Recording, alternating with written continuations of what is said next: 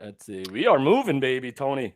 Well, baby Tony. baby Tony. Well, thankfully, 2 of the 3 wizards still have power That's because right.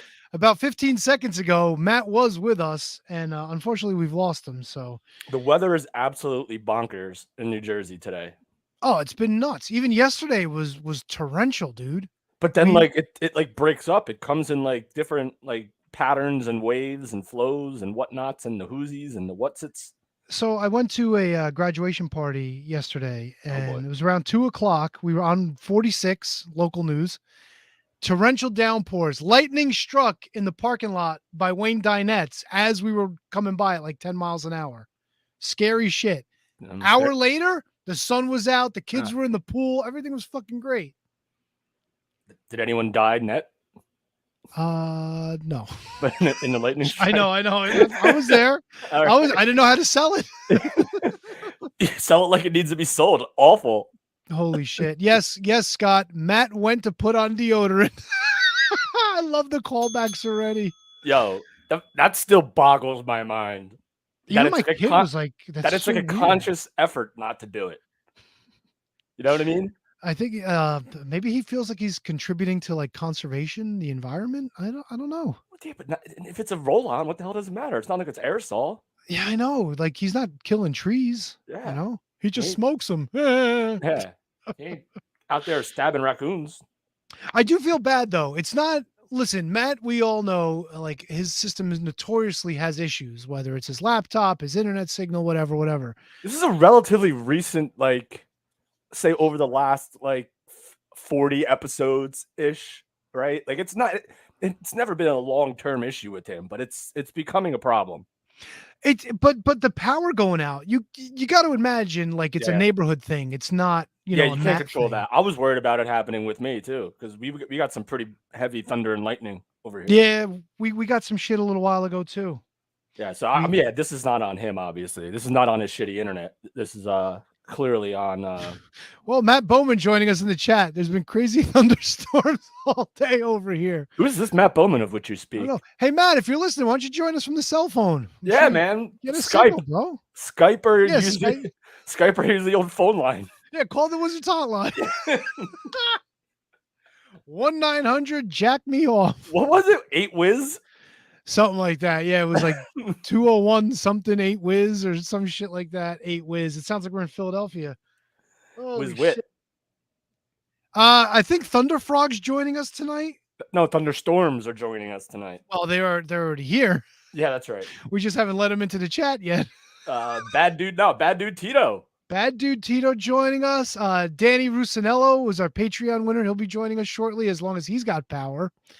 And what else are we doing? I don't even know what we're doing today. I guess we got to talk about the big pay-per-view, Forbidden Door. Yeah, it was a great show, man. I'm excited to talk about it, and I guess we'll get to all of the wrestling talk and the talk about wrestling in just a little bit. Yeah, sounds good. Let's do it. The following is a presentation of the Shining Wizards Network, broadcasting live in high-definition video and available on all podcasting and streaming platforms. Follow us on social media at Wizards Podcast. Check out our merchandise at merch.shiningwizards.com. Do your Amazon shopping at amazon.shiningwizards.com. And become a Patreon supporter at patreon.com/wizardspodcast. And now, it's time for the Shining Wizards.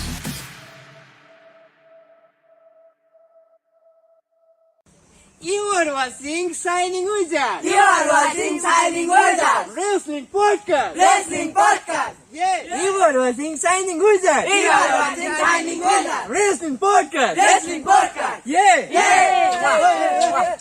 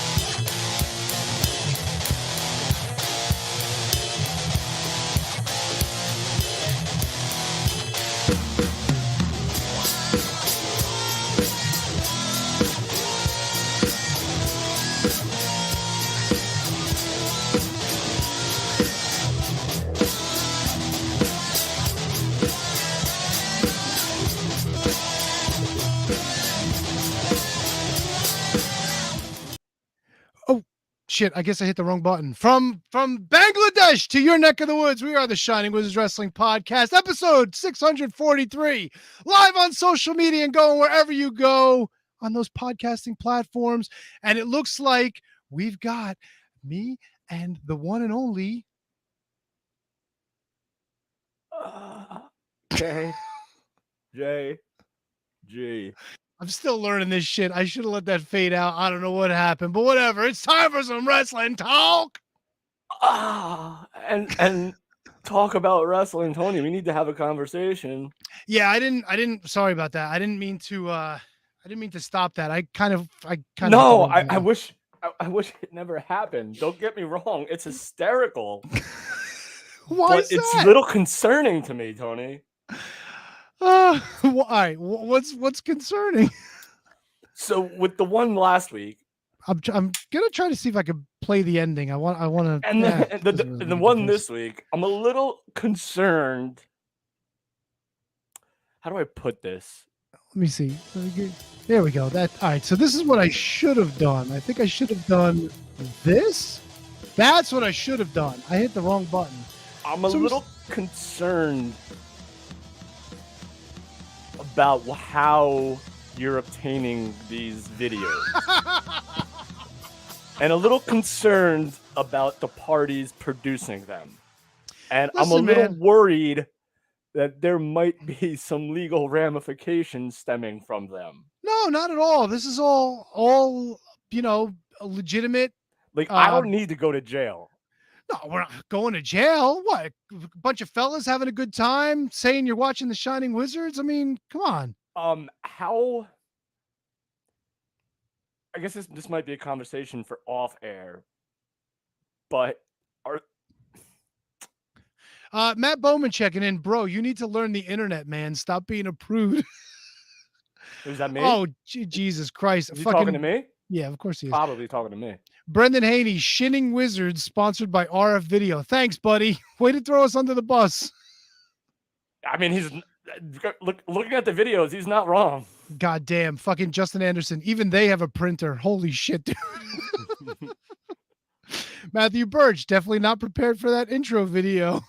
And then Scott George, this one popped me hard. They're missing their Miami Heat jerseys. Is that a thing with them? Are they a popular, like...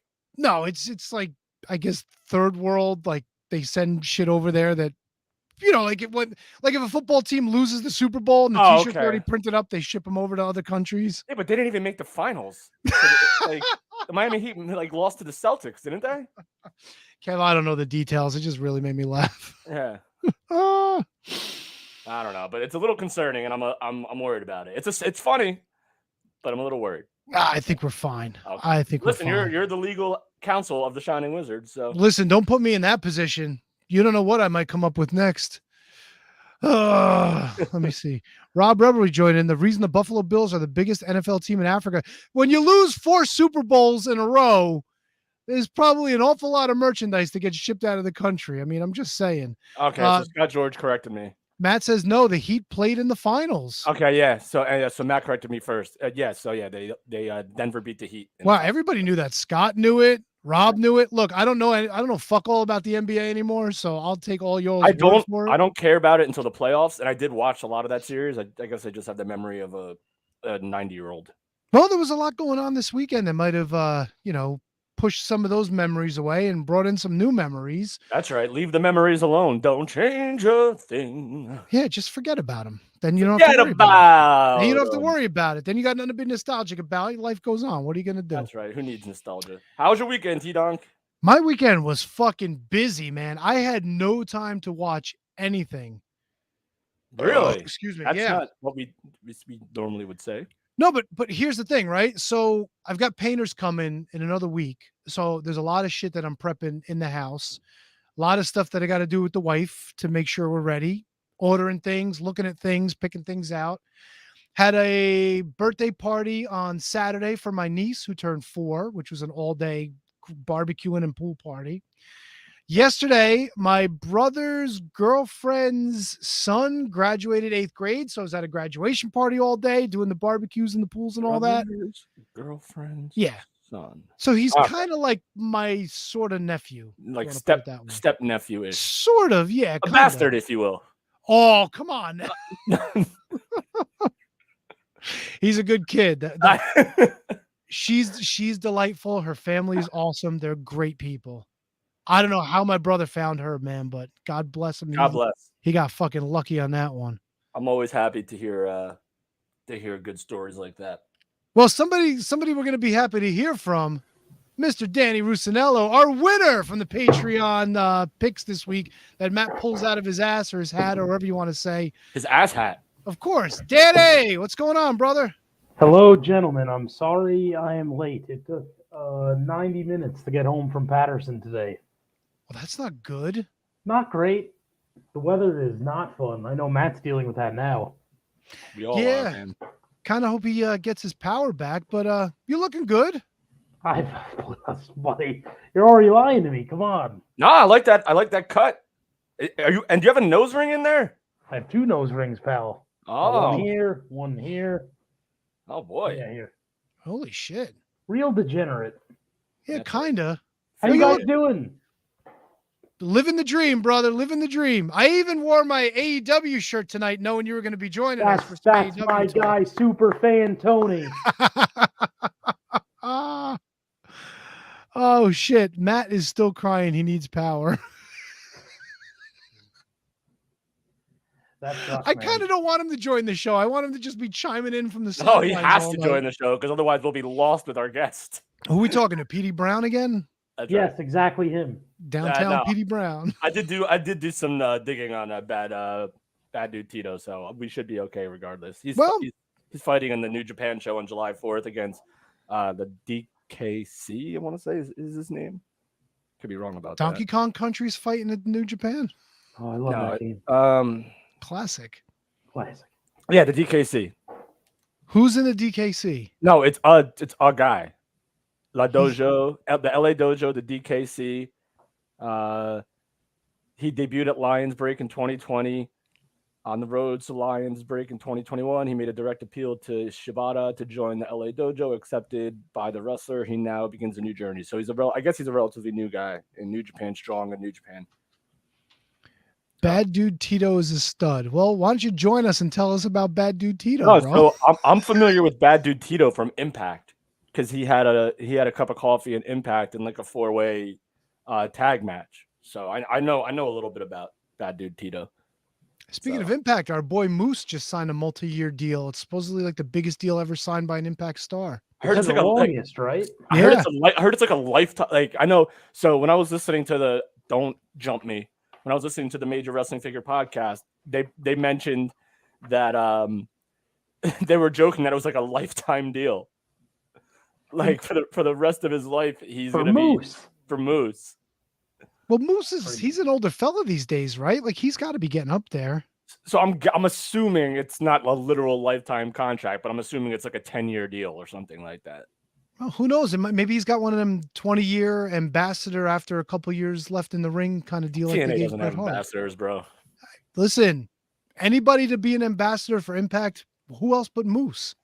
So Scott George says, not much left for Moose to do in Impact. I mean, That's but true. it's true. But I mean, if they're gonna pay him, and it's a comfortable gig where you only have to fly into, I don't know where he lives. If you only have to go to like Orlando or Canada or Vegas, I mean, once a month, that's not a bad gig if you can get it. Like that's why Myers loves it. Like Impact is the one promotion I wish I watched more of. I'm telling you, it's so good. Like I had no intro to Steve Macklin and Impact stuff, and the video that went around when he's like gushing blood from his face and he's making them put the belt on him was amazing. I know that's like a month ago, but still, that was cool, man. I gotta start checking it out. No, it's weird. I know we'll probably get to all this and over the top, but this past week, he teamed with Bully Ray against Eddie Edwards and Kazarian. And it's weird though. It was a weird decision to take the belt off him so fast and then put it on Alex Shelley, which I get was like the feel good moment. But I have a feeling that Alex Shelley is he won't be long for the championship at all. Like it's not gonna be a thing where he's gonna hold it for months and months. He'll probably lose it at Slammiversary. So that's I mean, but Macklin is going to be good, and Josh Alexander still has to come back, and he'll be back in the mix, and PCO is in the mix, Eddie Edwards, Alex Shelley, Moose. Anniversary might have to be my jump back into the pool, huh? Dive right in, man. Deep end style. Might have to. Yeah. So I'm excited about it. Let me see if I can pull up that card, actually. You forgot Nick Aldis, bro. Isn't he the number one? Oh, yeah, Nick. Yeah, so that's what it's going to be. Yeah, Nick Aldis is fighting Alex Shelley at Slammiversary. And so I'm assuming we're getting a title change there, unless they want to play the long game and continue the feud and let Aldis chase. But he turned heel on Shelley, so it's wild stuff. Brendan brings up a good point. Scott D'Amore is in the mix. He's actually wrestling again. Yeah. All right. So I do have the memory of a fruit fly, but he has been getting involved, and I'm not sure if it's a one-on-one match or a tag match. No, it's definitely a tag match. I forget who the players are, though. If anyone's in the chat that could tell us what the match that Scott D'Amore is going to be wrestling in, that would be great. I know Moose is involved somewhere. I know Moose. Moose is a regular partner of Hawkins. So is it Hawkins and Moose against D'Amore? No, that would make no sense. I thought you see, this is what happens when I catch bits and pieces of Impact. And it's so stupid because I literally watched Impact this past week. Let's see, who's Scott D'Amore teaming with? Okay, got it. Boom, nailed it. Oh, no, that's not it. Hold on, there we go. Him and PCO versus Bully and Macklin. That's it. So I guess I was wrong. I guess Moose wasn't involved. That was Brendan Haney. So thank you, Statman Jones. Nice. Are we gonna wait to do? To do what, Kevin?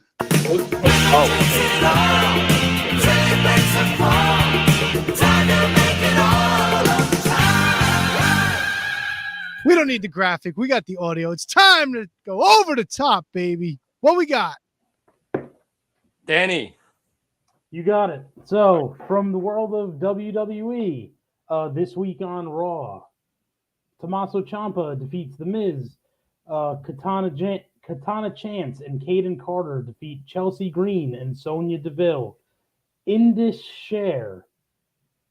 I don't know who that is. Sangha and Veer with Jinder Mahal. Jinder's back? Holy shit. Might have to get back on this too. Defeats Cedric Alexander and Shelton Benjamin. Matt Riddle defeats Ludwig Kaiser with Gunther. The Viking Raiders with Valhalla defeat Alpha Academy with Maxine Dupree. Money in the Bank qualifying match. Trish Stratus with Zoe Stark defeats Raquel Rodriguez by DQ. Bronson Reed defeats Shinsuke Nakamura. Cody Rhodes, Kevin Owens, and Sami Zayn defeat the Judgment Day of Damian Priest, Dominic Mysterio, and Finn Balor with Rhea Ripley. On SmackDown, LA Knight, defeats Rey Mysterio. The WWE Women's Tag Team title / WWE NXT Women's Tag Team title unification match. Ronda Rousey and Shayna Baszler defeat the Unholy Union of Alba Fire and Isla Dawn. So that is a title change. Pretty Deadly, Tony's favorites, defeat the Street Profits. Charlotte Flair defeats Lacey Evans. And Solo Sikoa with Paul Heyman defeats Sheamus by referee's decision. Over on NXT, the WWE NXT North American title match with special referee Mustafa Ali. Wesley defeats Tyler Bate.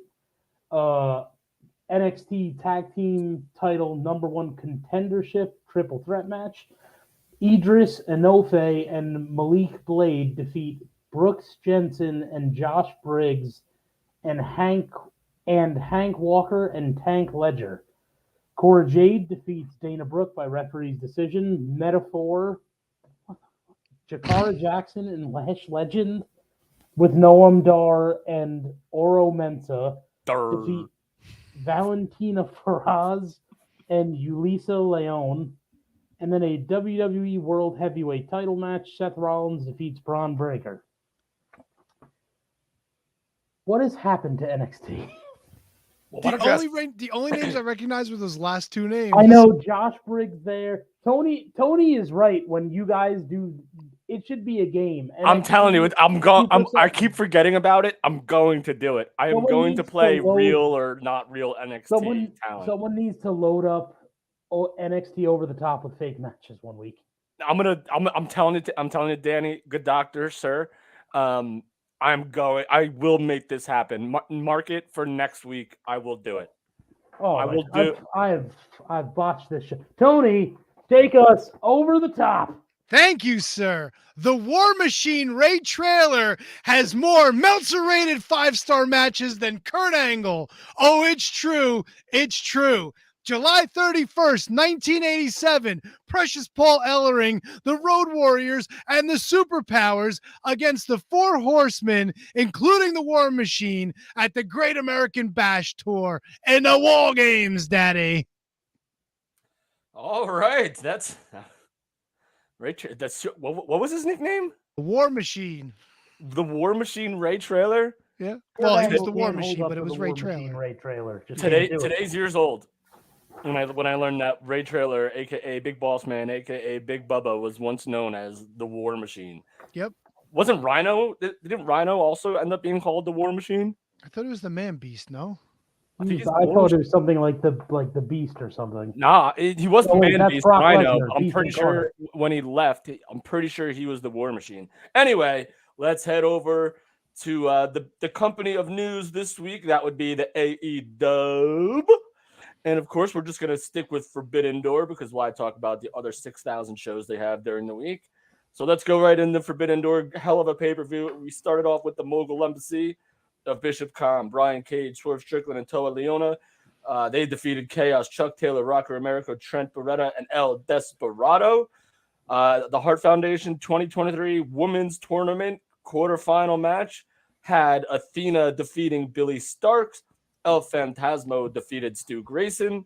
Los Ingonobles de Japón Bushi, Hiromu Takahashi, and Shingo Takai defeating the United Empire consisting of Jeff Cobb, Kyle Fletcher, and TJP, not to be confused with the KJG.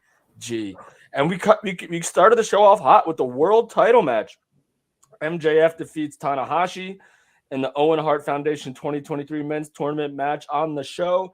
CM Punk defeats Kojima. AEW International 4-Way match. Orange Cassidy retains his international championship, besting Garcia, Katsuri Shibata, and Zack Sabre Jr. And the IWGP World Heavyweight title match. Sonata defeated Jungle Boy Jack Perry. Jack Perry proceeded to turn on Hook post-match, which is an interesting point of conversation. So it looks like we're getting a heel Jack Perry, possibly uniting with Christian and Luchasaurus in the future. I don't know. The Elite, Adam Page, Matt Jackson, and Nick Jackson, the Hung Bucks, they defeated Eddie Kingston, Tomohiro Ishii, they teamed with Tomohiro Ishii and Eddie Kingston. Duh, stupid, silly idiot. They defeated Blackpool Combat Club, Claudio Castagnoli, John Moxley, and Wheeler Yuta, joined by Konosuke Takeshita and Shota Umino. AEW Women's World Title match, Toni Storm defeated Willow Nightingale. IWGP United States Heavyweight Title match, Kenny Omega retains. Oh, no, he lost. No, he beat Will Ospreay. Wow. Wait, what? That happened? No. Ospreay won. Yeah. All right, so the Yeah. notes the notes are not right here. So who knows what else we botched? See this jacket? Shoes of a champion. Yeah. He better win. So Darby Allin, Sting, and Naito defeated Minoru Suzuki and the Jericho Appreciation Society, consisting of Chris Jericho and Sammy Guevara. And in the main event, Bryan Danielson defeats Okada. Tony, after that mishap of a read, why don't you go ahead and make it all better by taking us over the top? Hydrogen gas is the least dense substance in the world at 0.08988 grams per cubic centimeter. The most dense, the gas that comes out of Matt's fat ass. Not even here to defend himself. I know, that's why I did it. Very Next. All right, flipping over to Impact Wrestling. Brian Myers. It's a big flip. Big Yeah, flip. no, I'm lost. I usually do the Impact, but go for it, brother man. Brian Myers and the Good Hands, Jason Hotch and John Schuyler defeat OVE, Jay Chris, Madman Fulton, and Sammy Callahan. Dirty Dango defeats Bhavinder Gujar. Yes, Babinder. All right, nailed it. Jonathan Gresham and Mike Bailey defeat The Design, Angels and Khan with Diener. Killer Kelly defeats Taylor Wilde. Impact Digital Media title match, Joe Hendry defeats Yuya Uemura.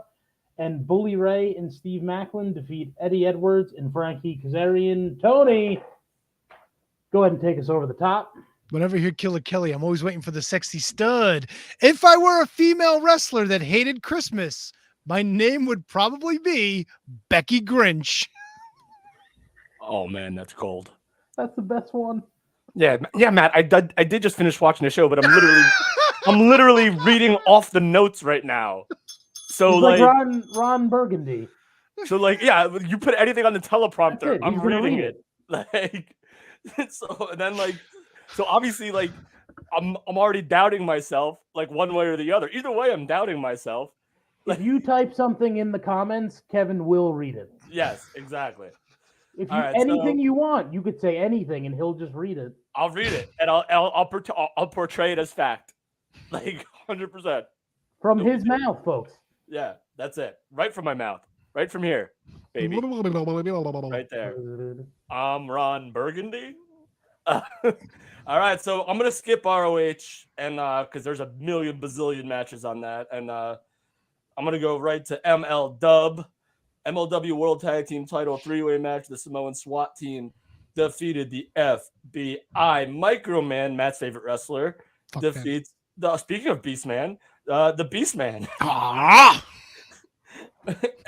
Or the Man Beast and the Beastman. That would be a good tag team. The MLW National Openweight title match, Jacob Fatu defeats John Hennigan, aka the newly appointed Johnny Television. Title change. So there you go. Tony, for MLW, take us over the top. The Katzen Clavier was a piano made out of cats. Designed in the 17th century, it was a piano that had a row of caged cats with different pitches. This cat piano would then be played with the traditional keyboard that drove nails into their tails instead of into strings. Good. I fucking hate cats. Oh, that's not nice. Almost as bad as CM Punk's dog. So Danny, hit him with NWA for our final over the top of the evening. You got it. NWA Power. The World is a Vampire Australia. Part 1. The Southern Six, Alex Taylor and Silas Mason, defeat Caveman Ugg and Jake Taylor. Caveman Ugg. That's a new wrestler for me. Ugh. Natalia Markova defeats Aisha by DQ. Slex defeats Mercurio.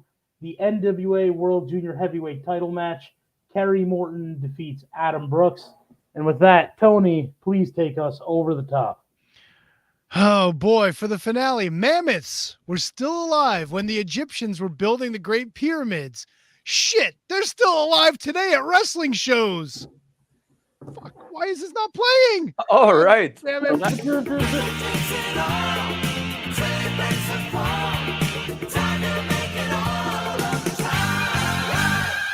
Goddamn buttons, technology, fucking ugh. Buttons, man, they're the worst. Oh, whoa, sorry about that. No, I was a little under the weather today. I actually called out of work. I was sick. I wish I had called out sick today. I'm feeling better, though. Feeling better. Good to hear, man. Thank you, brother. Thank you. Yeah, it's weird. My dad had something yesterday, and then I felt the exact same way he felt yesterday today. So it was weird, but it didn't last long. So I'm good. Took a couple Tylenol, and I was aces magaces. So good to hear. Yeah, good stuff, man. Good stuff. A lot of sleep, a lot of rest, a lot of liquids, a lot of good stuff. Important. Yeah. Rest and liquids, I guess you can say. Yep. All right, boys. So let's where do you want to kick this banger off with? I mean, we just did Over the Top, which is the greatest segment in the history of segments on. Well, I podcast. mean, our guest is here. Our guest is a pretty big AEW fan. I want to hear what happened at Forbidden Door. And I'm also All going right, to take so- down the Over the Top. Well, I Did mean, you I watch- just told you what happened at Forbidden Door. Did you watch the show, Tony? I didn't get a chance to see anything this weekend, man. I was fucking super busy. Yeah. What'd you have going on? Let's talk about it. Oh, we did already, bro. You Yeah, we missed talked it. about it. You missed Party- it. I'm sorry. Parties were in all traffic. weekend, bro. Yeah. Oh man. So All I will right, say let's this about talk Forbidden about Door. it. I botched it. No, you're good. I'll say this about Forbidden Door for someone who, yes, Matt, literally just watched it. Jerk off, get some power. Was it super fun? To me, it wasn't an A+ show, but like some things hit and some things missed to me on this show. Like I think the match of the night for me, I always start there because I think that's a good conversation starter. I think the match of the night to me was the Blackpool Combat Club and Takeshita and Ishii versus the Bucks. Eddie Kingston and Ishii. I'm sorry. I think that was the best match on the show, with a close second being Omega Ospreay, a very close second Wow. being Omega Ospreay. And Yeah, I'm kind of surprised to hear I'm that. kind of shocked by that. I'm not like against it, but that's surprising. why? What do you mean? Like how so? I just feel like- enjoyed the storytelling of those two matches in general. Like I love the Eddie Kingston and Moxley like chopping the fuck out of each other while everyone else was doing high Mhm. spots, but yet they just that ended was up fun. in the ring together like the entire time. Like I enjoyed that very much, and the story of Eddie not wanting to be in the match unless it was with Claudio in the Mhm. beginning was really cool. Yeah, him saving Mox was really cool. Yeah, That was yeah, an him saving interesting Mox was moment. cool, and then they ended up battling each other and that whole segment. And to me that match, while I had like the least expectations for it, totally exceeded them, which I guess made it my favorite match by just because of how much it exceeded my expectations. There wasn't I don't know this for sure, but I'm pretty sure we got more blood in the Omega Ospreay match than we did in that Yes. tag. 100%. Not. Yeah, I don't think it's even close. Yeah. So like I was expecting like, oh, it's a Moxley match, there's gonna be blood. It's a, Blackpool Combat Club, there's gonna be blood. But there wasn't. He didn't bleed. Moxley did not bleed in this match. I'm pretty sure. Yeah, I which saw is that going also around today. why I really, really, really liked it. Because it didn't, when you're surprised by something, it makes the match so much better. Like when and then when they could tell a story without doing the same tricks and not having this like the same bells and whistles every single time, it's like it makes my appreciation of the match so much better. And also the finish I did not see coming. Ishii Yeah. getting the pinfall, I did Yeah. not see coming at all. Not only did I not see that coming, I didn't see them winning. So like, because I had picked Blackpool Combat Club to win the match because they're the cohesive. And I'll tell you the only thing that took me out of this match is that they gotta fucking start giving Wheeler Yuta something, man. He takes all the heat spots, he takes all the beatdowns, all the pinfalls. If you just having him come out with Claw and Mox. Pin Omega though. What's that? He did just pin Omega recently though. When did he pin Omega? At Double or Nothing. Fair. Okay. All right. You're right. Fair. And I think he pinned Tanahashi like a week later or something. He Well, pinned like, someone else really important like a week later. But to me, like for some reason, like it just seems like on TV, like he's like always the guy that takes like the brunt. It's never Mox. It's never Claudio. It's never Brian. It's always Yuta. And just coming out with those guys doesn't necessarily make you like a top player. Like you have to Sure. actually do stuff. But if you're saying the stuff that you just said and that's accurate, then it's kind of a wash. How dare you? Action Andretti's a fucking megastar because he beat Jericho. How dare you? Everyone's beating Jericho now. Don't listen, Tony. Ollie, I said at the time, give it a shot, let it play out. Didn't work out. I was No, wrong no, on man, that one. And it's a shame, man. Like, but Kevin makes a good point though. If you're gonna have a guy step up and get these big wins, you gotta make him feel like he's important. You know, you gotta build him up. I agree. I think part of the problem with that is look at who he's attached to. Not that there aren't other things they can do for him, but it's hard when you're attached to John Moxley and Brian Danielson and Claudio. Right. Like that's tough. I think they've given him some spots here and there. Him getting the pin at Double or Nothing was crazy. I never would have imagined him being the guy to do it. So do you find it weird that the 3 ex WWE guys are like all on a team together? I actually kind of like it. None of them are really around the title, which part of what I like about the show right now is like the Elite are doing Elite stuff. Like their drama is a part of the show, which I like, I enjoy. And I kind of like this faction of ex WWE champions. Not Claudio as far as world champion, but someone who a lot of people felt like wasn't being used as best as he could in WWE, which I think can be debatable, but I love him in this just dickhead, I'm better than you macho heel role. I think he's really good in it. And I like this role they're playing of like, we're professionals, everyone else are amateurs. And they've never really, I unless there's something I'm not remembering where they've hinted at WWE because of that, but I don't believe they have. I just like the vibe of the three of them together. I think it really fits, and I think Yuta's cool. I mean, I can kind of give or take on him, but they really have attached him to some big star power. yeah, and they have, and I feel like if you listen to any of the people that have been in wrestling long enough, they'll tell you that the whole purpose of forming a faction is that someone can split off and become a bigger star.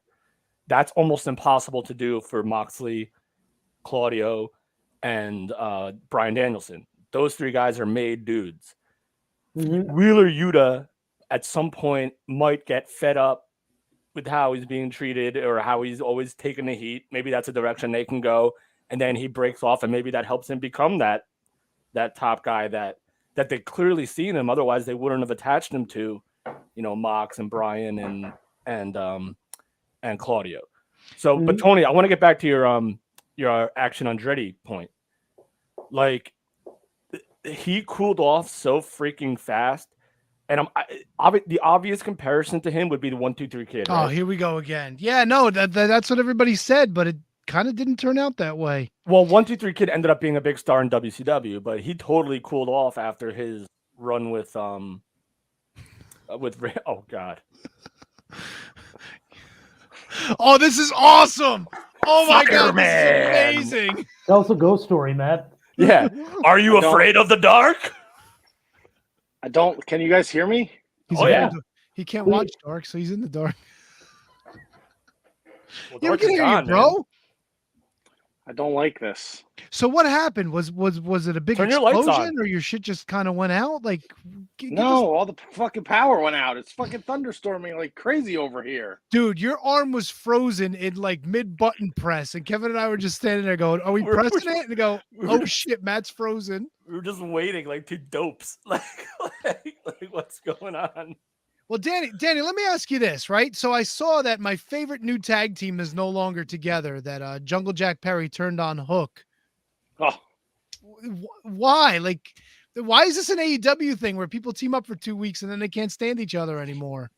It hasn't been 2 weeks. They first got together a couple months ago. They had a couple matches together, and they have like a Jungle Hook is their team nickname. But remember, like when AJ Styles and Jericho wrestled at Mania that one year, they had 2 tag team matches together. They sold merch for it, and then boom, Jericho turned on him, and they had a WrestleMania match. It's not like it's just part of. It's not that big a deal. They were hanging out for a while. I think he got frustrated that he can't win a championship. He sees Luchasaurus win a championship before him. What he's doing now isn't working for him, so I think now he's going to go for the FTW championship. Yeah, and the fact that Hook raised his hand like Jungle Boy won the match when Jungle Boy was clearly frustrated that he did not win the match was literally just like, all right, fuck you, I didn't win. Don't fucking raise my hand, you piece of shit, and I'm going to fucking clothesline you on the stage. I like having Danny on because he's kind of like an expert on AEW, but he's not really like Wednesday anymore. It hasn't been Wednesday for a while. Before I was Wednesday when it was cool, man. Of course, you and Sleepy Ryan. So hold on, My guy. Okay. I gotta ask you, Orange Cassidy. It's not if, it's when. When are they pulling the trigger on it? Good one, Dick. I'm losing the belt. No, fucking winning the big one, dude. I don't know, man. But listen, I a couple, like maybe a month or two ago was the first time I'd said it in the Discord, which if you're listening and you're not a part of the Discord, you're fucking it up. I argue with Tony about AEW every day, and then I agree with him about what candy bars are best frozen in the freezer. So you're really missing out on a lot of shit if you're not part of the Wizards Discord. Best thing these guys have ever done. Please go join it now. I said in the Discord a month or two ago, Orange Cassidy is quickly climbing the ranks of best wrestlers in the world, and you could take that however you want. I mean it as far as his character, how his matches feel, about who he can wrestle and who he can work with, about stories he can tell, and about how you feel about him against any opponent you put him against. He checks every box for me. He makes matches against people not as experienced as him feel bigger, and he makes matches that end. He feels at home against matches with someone like a Kenny Omega. His gimmick works because it looks like, oh, he doesn't care and he's trying to get in their heads. But then if you don't know what he can do and you see him for the first time and he turns it on, you're like, what the fuck? Where'd that come from? When he does do big, impactful stuff, it feels bigger because he doesn't always do it. And the run he's been on with this championship has made it feel really important.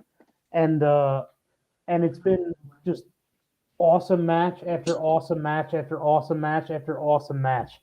He's one of the best wrestlers in the world for me today. I think probably top 5. All right. So thank you, Scott George. Bray Wyatt is in the chat. All right. So fight Hold on, forever. Tony, can I want to ask this question real quick because I did watch the show today, but I had to like jump through to make sure I watched it in time. Did Taz leave the broadcast after that happened? Yes. Okay, because they were like, we hope Taz is okay. I'm like, wait a second. Fuck that. We hope Taz is Oh, okay. he was holy shit. What Yeah, the he hell? was This is pissed. He's like, terrible. you try to be a professional, but this is horrible. I didn't That see that makes part. sense, though. I like that. Fucking Taz. All Taz does is try to pop people on commentary, which is fine, but come on, man. Listen, when you're Come on, man. he's run by a child, it doesn't matter what you do. Fucking Jungle Jack Perry we're talking about here. Oh, he roughed up my No, but kid. My kid can handle himself. What? They tell Uh-oh. Oh no. Oh no. No. No, he's fine. He's fine. Let him No, talk. we can't. the story that they were telling is that Taz has been working with Hook and Jack Perry, going over tape of Sonata, finding holes in his game. So He mentioned Taz that on essentially commentary, yeah. Yeah, so Taz essentially is looking at Jungle Jack as part of the FTW camp. So to have somebody in your camp who you trust and then to have them turn around and Pearl Harbor, Hook, that's the reaction that you're going to get. And it was very genuine from Taz. I know Tony hates Taz. I don't like he hate hates Taz. guests, but I don't know. Whatever. Yeah, so I didn't get that. The only thing that I got out of Taz was like when the crowd started chanting, "You fucked up." Taz was like, "This what the crowd is chanting is pretty accurate right now. Like Jungle Boy fucked up. Like his Hook's gonna come back and like choke the shit out of him." All right. Speaking of choking the shit out of people, Danny, I got another question for you. Yes. Fight Forever comes out tomorrow. Do you play the games? Are you getting it? What system are you getting it on? No? I've never been a wrestling game guy. Really? Like not since like the 64 or PlayStation ones. I remember me and Aunt Money had on PlayStation the one I think it was just WCW Nitro where you could unlock like 80 hidden characters and you could fight as like a snowman or like a fucking bear or like the Statue of Liberty or some bullshit. Was never a big wrestling game guy. I'm kind of weird with video games. I like Halo and Fall Guys. Well, this game is going to have the style of the N64 games. So Yeah, this game will be like playing Rampage or playing No Mercy or playing Virtual Pro. So this is exactly like I'm not gonna get it either because haven't played a video game since Xbox 360. So That's right, I can't do that. Oh, okay. This is the guy that also has been playing Crowbar's Atari 2600. Good job there, Handy. I don't know if this is hurting or helping to show me. No, being you. here No, No, right I now. love it. Your love audio it. is great now. You're good, Don't man. stop. You're good. No, because Are you on your phone? Is that your phone? Yeah. You said yes. to You're those better people than your laptop. who can't hear. No, his audio will come in once he starts talking. It comes in. It's a little weird because it's on the ear. I love it. I think it things. makes it. Listen, it's real life, man. Shit So happens. anyway, No, so my whole thing was I want to get it. I'm just afraid, like, if I get it tonight, which is the last day of pre-orders, that by like next week it's gonna be like half price or some shit like that. You know what I'm saying? I'm kind of waiting for that like bargain bin price drop. Whenever that is, we'll see. But I'm gonna pass on it for now. But I have like no time to play video games anyway. Like I wish I could play more. And a lot of times, like I've gotten bitten on a few of them where I buy the game and then literally a month later it's on Game Pass and it's like, why the fuck did I spend money on this? You know? Yeah. But I'll see how it goes. I also don't like jumping on it because I know WWE's history with Ukes, where they were having so many problems with glitches and shit getting messed up and just waiting for patch after patch after patch. So, but it looks like it's going to be fun, man. It looks like a true throwback.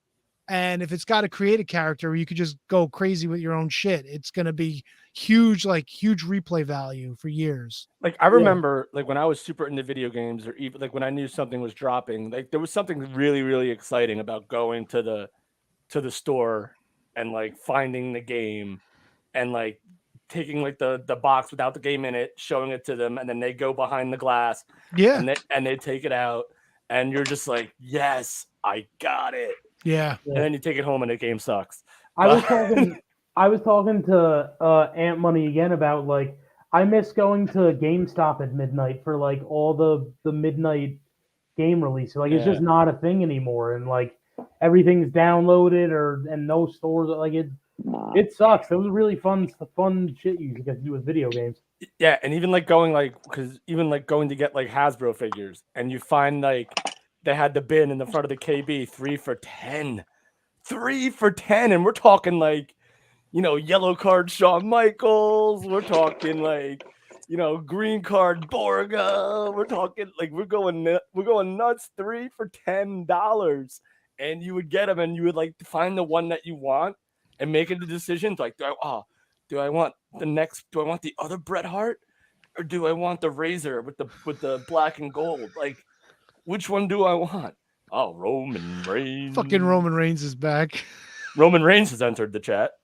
Why is he acting like Bray Wyatt? Yeah, why Bray Reigns? Roman Reigns? Roman Reigns. What's going on here? The fucking Raven. Roman Rave. Yeah, Roman Rave. Quote the rave, nevermore. Oh man, bad dude Tito's gonna love this. All right, so Tony, how about I do this? So, do you have pick music or no? I don't think I do. Let me see. I got a bone to pick with you, motherfuckers. It's time for the pay-per-view pick extravaganza! Forbidden fucking door! All right. You got a bone to pick. All with all the fucking motherfucking Shining Wizards that we do these stupid fucking picks for. I hate picks. I've been telling you this for 5 fucking years. No. We've been doing picks for how long now? 5 years. This is the 5th year, bro. If anyone ever misses a match, I'm like, hey, bro, you missed a match. No one could do me the fucking common courtesy of telling me I didn't pick a match. What match didn't you pick? Wait, what match did you what pick? did you pick? Fucking knows because everybody just fucking ignores the text, you motherfuckers. So I had to take an L on Not the on fucking the text. bullet club, the BCC against the Elite. That's a pretty big one, man. That's I on don't you. give a shit. This whole Yeah, pay-per-view was a that's fucking a crazy disaster. miss. That's on me. Fuck you, Kevin. That's on me. I've had to tell you 100 times that you missed a match. That's on me. You ungrateful motherfuckers. All of you now. You miss a match. You're late. No more. You All right, fucks. I accept. Common courtesy. Wait, I didn't notice. who would you have picked? Notice you just fucking send it and you guys go about your day. Nobody checks. Who would you have picked? Pick the fucking elite. All right, we'll give you a point then. I don't give a shit. What a point. I hate picks anyway. Take 5 points. What do I care? Tony will win anyway. It This doesn't is matter. a fucking disaster. I hate this shit. I'm so tired of winning. I want to lose. All right, so I love picks, but it does seem to cause a lot of trouble. It is trouble. Every weekend I gotta go, oh, fuck, another pay-per-view? I hate this best. shit. It's the best. It's the best to listen to you guys talk about. All right, so let's go through the picks right now. We're just gonna read the numbers as they That's come. it. You guys you talked Forbidden Door. You covered the whole fucking show. I was actually gonna ask you, Matt. I was happy you jumped back on because I was gonna ask. How you the fuck did Kevin go 10-3? Are you kidding me? AEW Pretty good. expert. I was watch gonna every week, Tony. Don't sleep on me, baby. I'm sorry, Danny. Go ahead. No, don't worry. I was gonna ask Matt what you thought about Osprey Omega. We did not talk about it yet. Omega was awesome. I thought it. I have to go back and watch the Wrestle Kingdom match, but I think it was a completely different match from the Wrestle Kingdom match. But I think, man, they fucking brought it. And it was funny because I saw Alex Kane tweet today, all you fucking indie people with no money, don't be trying this Tiger Driver 91 on me. Yeah, that was fucking crazy. Dude, they fucking pulled some shit out. Look, and the Don Callis stuff, if I can pick nits, Paul Turner's going to throw out Don Callis and he comes back out, well, that kind of defeats the purpose of him throwing Don Callis out, doesn't it? Yeah, Yes, referees have I no agree. power in AEW. That was bad. I did not like how that played out. Just don't kick him out to begin with. No, but otherwise, I thought the match was fucking bonkers. I thought Kenny Omega being the first person to ever kick out of the One-Winged Angel is fantastic. And he did it at a 1 count, which was fucking cool. Yeah. That was amazing. That And then how, like, crowd exploded after that. Yeah, That was coming up with so much unbelievable. anger after the 1 count was awesome. Bro, Kota Ibushi did it already too, didn't he? Just saying. My fuck boy. No, nothing. That's right. I'm the king of AEW. No, so New Japan. here's the problem with the phone gimmick here, and because I had to be invited in, I can't see the comments on the side. Like, I don't know the layout on the phone. And if anyone has been listening to the Wizards for a long time, you know, last time I did the phone gimmick, I ended the show. So I'm not trying to end the show prematurely again. All right, well, here we go. Let's hear. So Ryan Sullivan said, I'm late. What happened to Matt? Matt's in the fucking Turkish prison somewhere, probably Turkey. Scott George, Matt has Kate's internet. Ryan says he has no power but can stream. Oh, of course, Kate has no fucking clue what's going on. She's like, fellas, just got home. That's my Kate Well, voice. Kate was she was in that Forbidden Door. She went to Canada. Right. Yep. She fall in. Kate, join us. International. Fuck the Wednesday show. Give us the scoop. Yeah, fuck those motherfuckers. Wow. Hey, and Tom from the broadcast. What's up, gentlemen? Matt's in prison. Send money. Yes, please send money. Matt, No, I Matt ain't thought turning Osprey- that down. I thought Wait. Osprey Omega. Is this true? And, Hangman kicked out of the One-Winged Angel on the show. He won the AEW title. Is that true?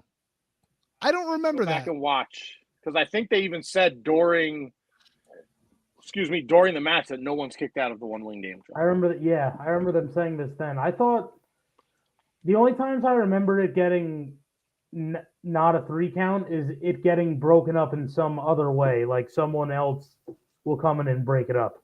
All right, so Kate said, no, he didn't. And I'm just going to go ahead and assume that's the answer to the question that you guys were looking for. No, she was asking if the guy got the feet pics, and she said no, he didn't. Defeat. Feet. But Osprey Omega delivered, man. It was a fucking hell of a match, and it continues. I think AEW did a really nice job of continuing to tell stories, even with a completely separate promotion involved. Mm-hmm. It furthers the Don Callis story, which obviously is going to lead back to Callis and Takeshita against Omega. That's a thing. We're going to get that. And if AEW smart, and if Tony Khan wants to, let's finish the trilogy at Wembley They and have put to this do as it the at main Wembley. event. If you saw the press conference, the scrum, like Daniels was kind of not upset, but he was kind of like him going on after Ospreay and Omega. He was kind of like, it is what it is. I saw him say that. He said someone had asked him how hard it is to go on after them, and I think his response was something like we were telling Tony, like, we don't really want to go on after them. His response was, after that 6-man match, we can go on after anything. Listen, I had texted Matt earlier. The one thing on the show that didn't deliver in any way was that 6-man tag match. It was really, really bad. No one was on the same page at the same time. Wait, was that the Jericho match? Yeah. It was Oh, bad. big surprise. The decline has happened very quickly. So Matt, let me ask you this real quick before I forget. What did you think of because I said that my favorite match on the show was the Blackpool Combat Club versus the Elite and You know, the one that you forgot to pick. Oh yeah, Fuck sorry about you. yeah, sorry about that. Listen, Matt, if I had noticed it, I would have fucking said something. Liar! No, I swear to God, I would. He's done it to me a million Liar! times. He's done it for me You know a what? million times. You know what? Kevin's the only one that said he would have said something. Tony didn't say a word. Yeah, And I dickhead, apologize when he for gets- not I said noticing. take the fucking point. I don't give a shit. He told you I take don't the know. Take the point. I'm not taking no. Honor 'cause at the end of the system, year, bro. If we have no honor, we are nothing but thieves. It's not going to matter. Tony's still going to win. Fucking But fucking Matt, let 80s me ask movie you are this you though. quoting? So Oh, I no. thought Will Ospreay and Kenny Omega was a very close second to me, and it could easily be the match of the night. But what did you think of MJF Tanahashi? I didn't think they really clicked that well. Go Ace. You're seeing. I thought it was fine for what it is. You're seeing Tanahashi at the end of his career, so you're not going to get the.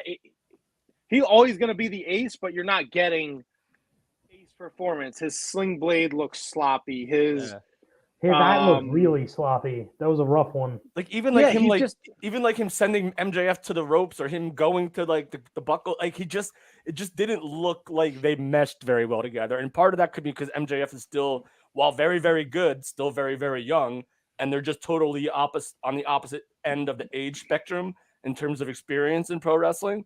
But like I just it was fine. Don't get me wrong. I'm not bashing the match, like, because I have no right to bash the match. I thought it was okay, but they just didn't seem like they had any chemistry to me. Which was the better match, Sonata and Jack or MJF and Tana? Sonata and Jack. Really? And then I put CM Punk Kojima over both those matches. Let me ask you this. Nothing surprised me more than that match. Punk brought it. So did Kojima. That was great. I love Tony, Punk in this worth match. a watch.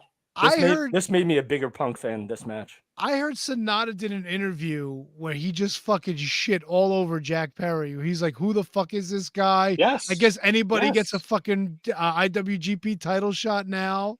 It's fucking amazing. So they played this up on the show where like Mhm. Taz was like, "That's not cool, man," that he said that. And then I think it was El Generico or maybe Kevin Kelly that said, not El Generico, Excalibur, that said, "Oh, maybe it's just mind games. Maybe he's just trying to get in the head of Jack Perry." But like, to say that you don't know who your opponent is when he was just in a main event of a pay-per-view is kind of a dick move unless you're just working the angle. Sonata's the fucking IWGP World Champion. Yeah, but He who, beat the like- Great Okada? Was it No, an no. open challenge? Yeah. Yes, and they Yeah. talked about that on commentary, but at the same time, it's because I think in Japan they were calling Jack Perry son of Beverly Hills 90210 star. They didn't call him Jerk Off Jack Perry? That's kind of amazing. This all helps the heel turn. It does actually. You're right. 100%. Absolutely. Dude, when he turned heel and he's doing this, like that song's gone. He's Perfect. not coming out the fucking Tarzan Perfect. boy anymore. Do you think he reunites with Luchasaurus and Christian? Of course he does. What are you yelling at me for? Of course he does. It's AEW. No, he might not. I don't think he does. I think he goes a different path. I think Christian and Luchasaurus are on like collision. Christian is perfect with everything it's perfect. Yeah, I agree. I don't think Christian's ever been better, to be honest with you. I think I'm with you, Kevin. right. Do you Scott says Red Shoes. He was refereeing some matches. Yeah, he refereed the Sonata match because it's the IWGP Heavyweight Championship. Well, you match. know what's so good about that is I didn't even notice it.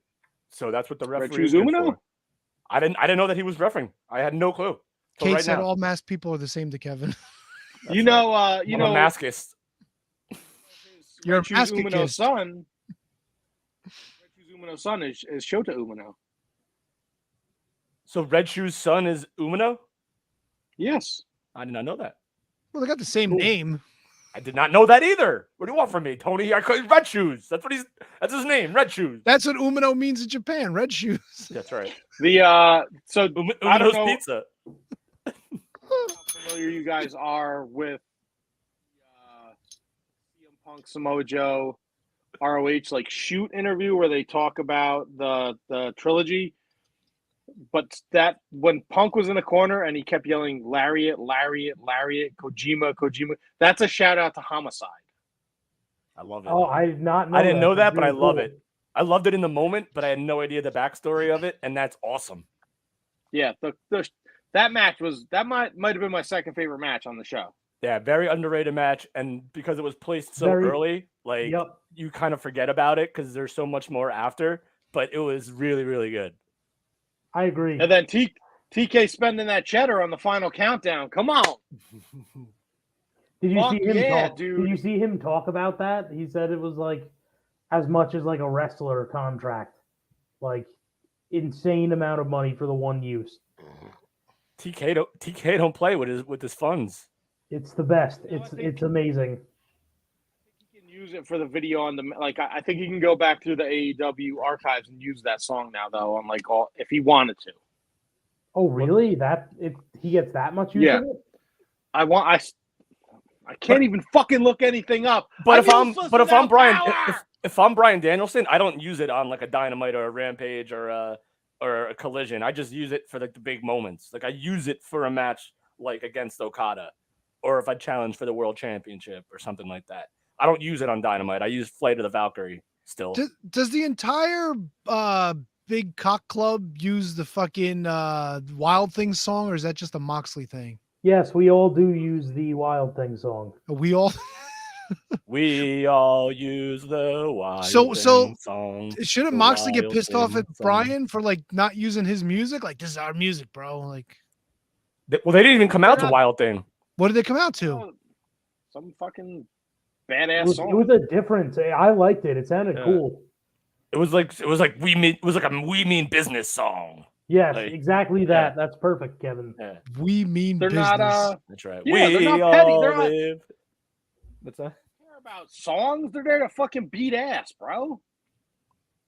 Yeah, we're here to drink blood and break bones. But there was no blood. We're here to eat Bleed. I hope, bones. he's not doing bleed. okay. I thought Danielson Okada was great too.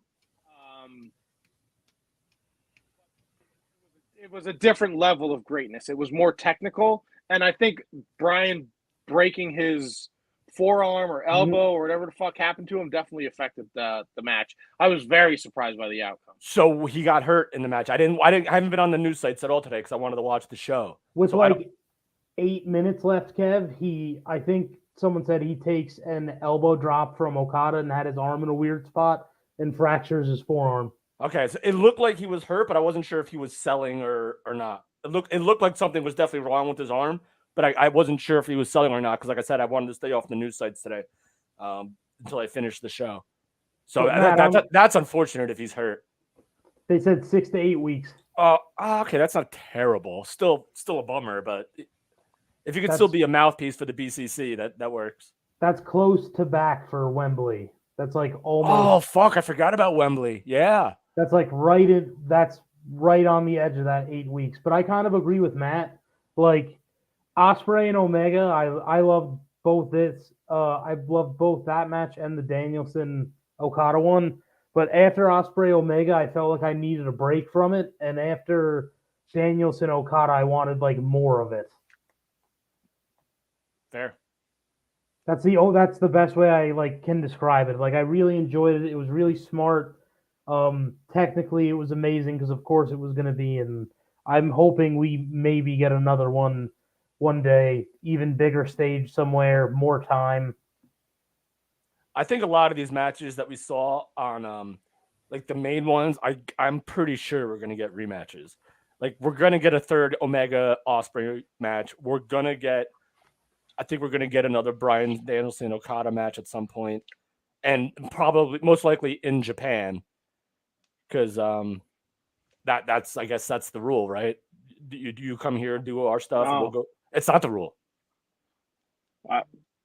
Okada, wait, what? Okada Bryan? I would love that in Japan. I'm sorry. I am completely crippled by the fact that I have no power. So there's like 6 things going on right now. So I apologize if I'm not entirely paying attention, Kevin. Okay, so I was saying that I think the 2 matches that we're most likely to see a rematch for are Okada Danielson and Osprey Omega. Yes, I think Osprey Omega, it's got to be the main event for All In. Yeah, right? That's the thing in England, Wembley. Okay, Wembley. I didn't think about Wembley. Yeah, so yeah, that would be in Wembley. You don't need to do that in Japan. You can do that in England for sure. And but, you could run back Okada Danielson at Wrestle Kingdom. Yes. Yeah. Yep. Perfect. Yep. I'm with you on that. 100%. I think that's smart. They let him go to New Japan and do that. Yeah. Yep. Well, Danny, I got a question for you. Our guest is in queue right now, waiting to join us. Will you be hanging around, or is this your exit? This is going to be my exit. I'm coming off of a 3-day bachelor party bender weekend. Oh, shit. And then stayed up till midnight to watch the show. And then it took 90 minutes to get home from work. So I'm going to check out the rest of the show tomorrow. And I'm going to check out the start of the show tomorrow also, because I missed that too. But guys, have a great interview. Thank you for letting me on. You guys are the best. Join the Discord. Follow me on Twitter at NotDannyRuss. And thanks, guys.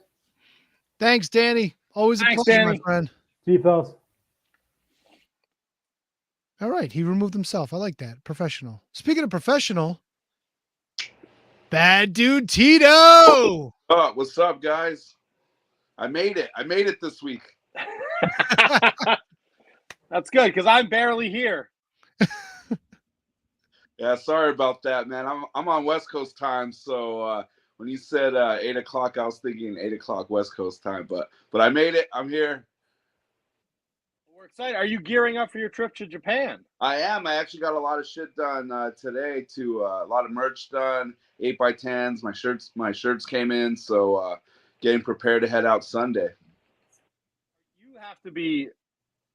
For those not familiar with Bad Dude Tito, if you've never seen a Bad Dude Tito match, after this show, because I'm not going to tell you to stop now, find a Bad Dude Tito match. He's like a cruiserweight that looks like Bruiser Brody. You should be a fucking megastar in Japan, dude. Like, I get so excited when I see you on a New Japan show, and I'm so happy that you get to go over there for this strong tour.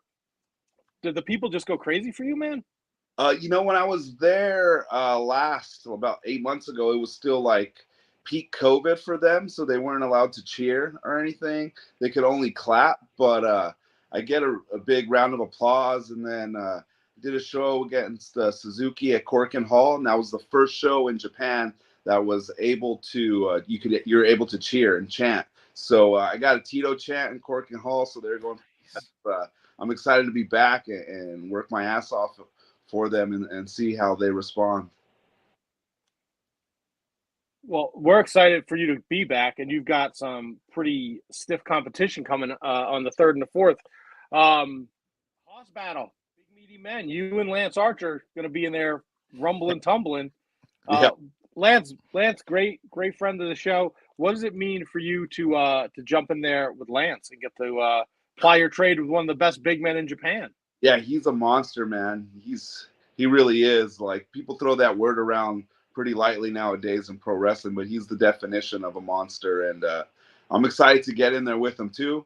I'm excited to prove how bad I am and really take it to him, because I know Punk and I ain't gonna come in lightly. So I know what I'm in store for. I hope he knows what he's in store for.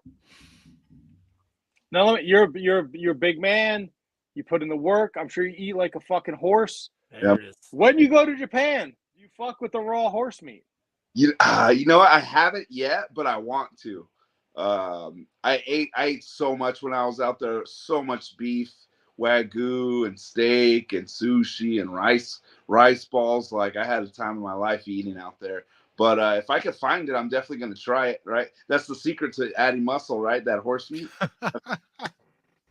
I guess. I ask every guy that goes to Japan. I think I would try it. I hear it's delightful.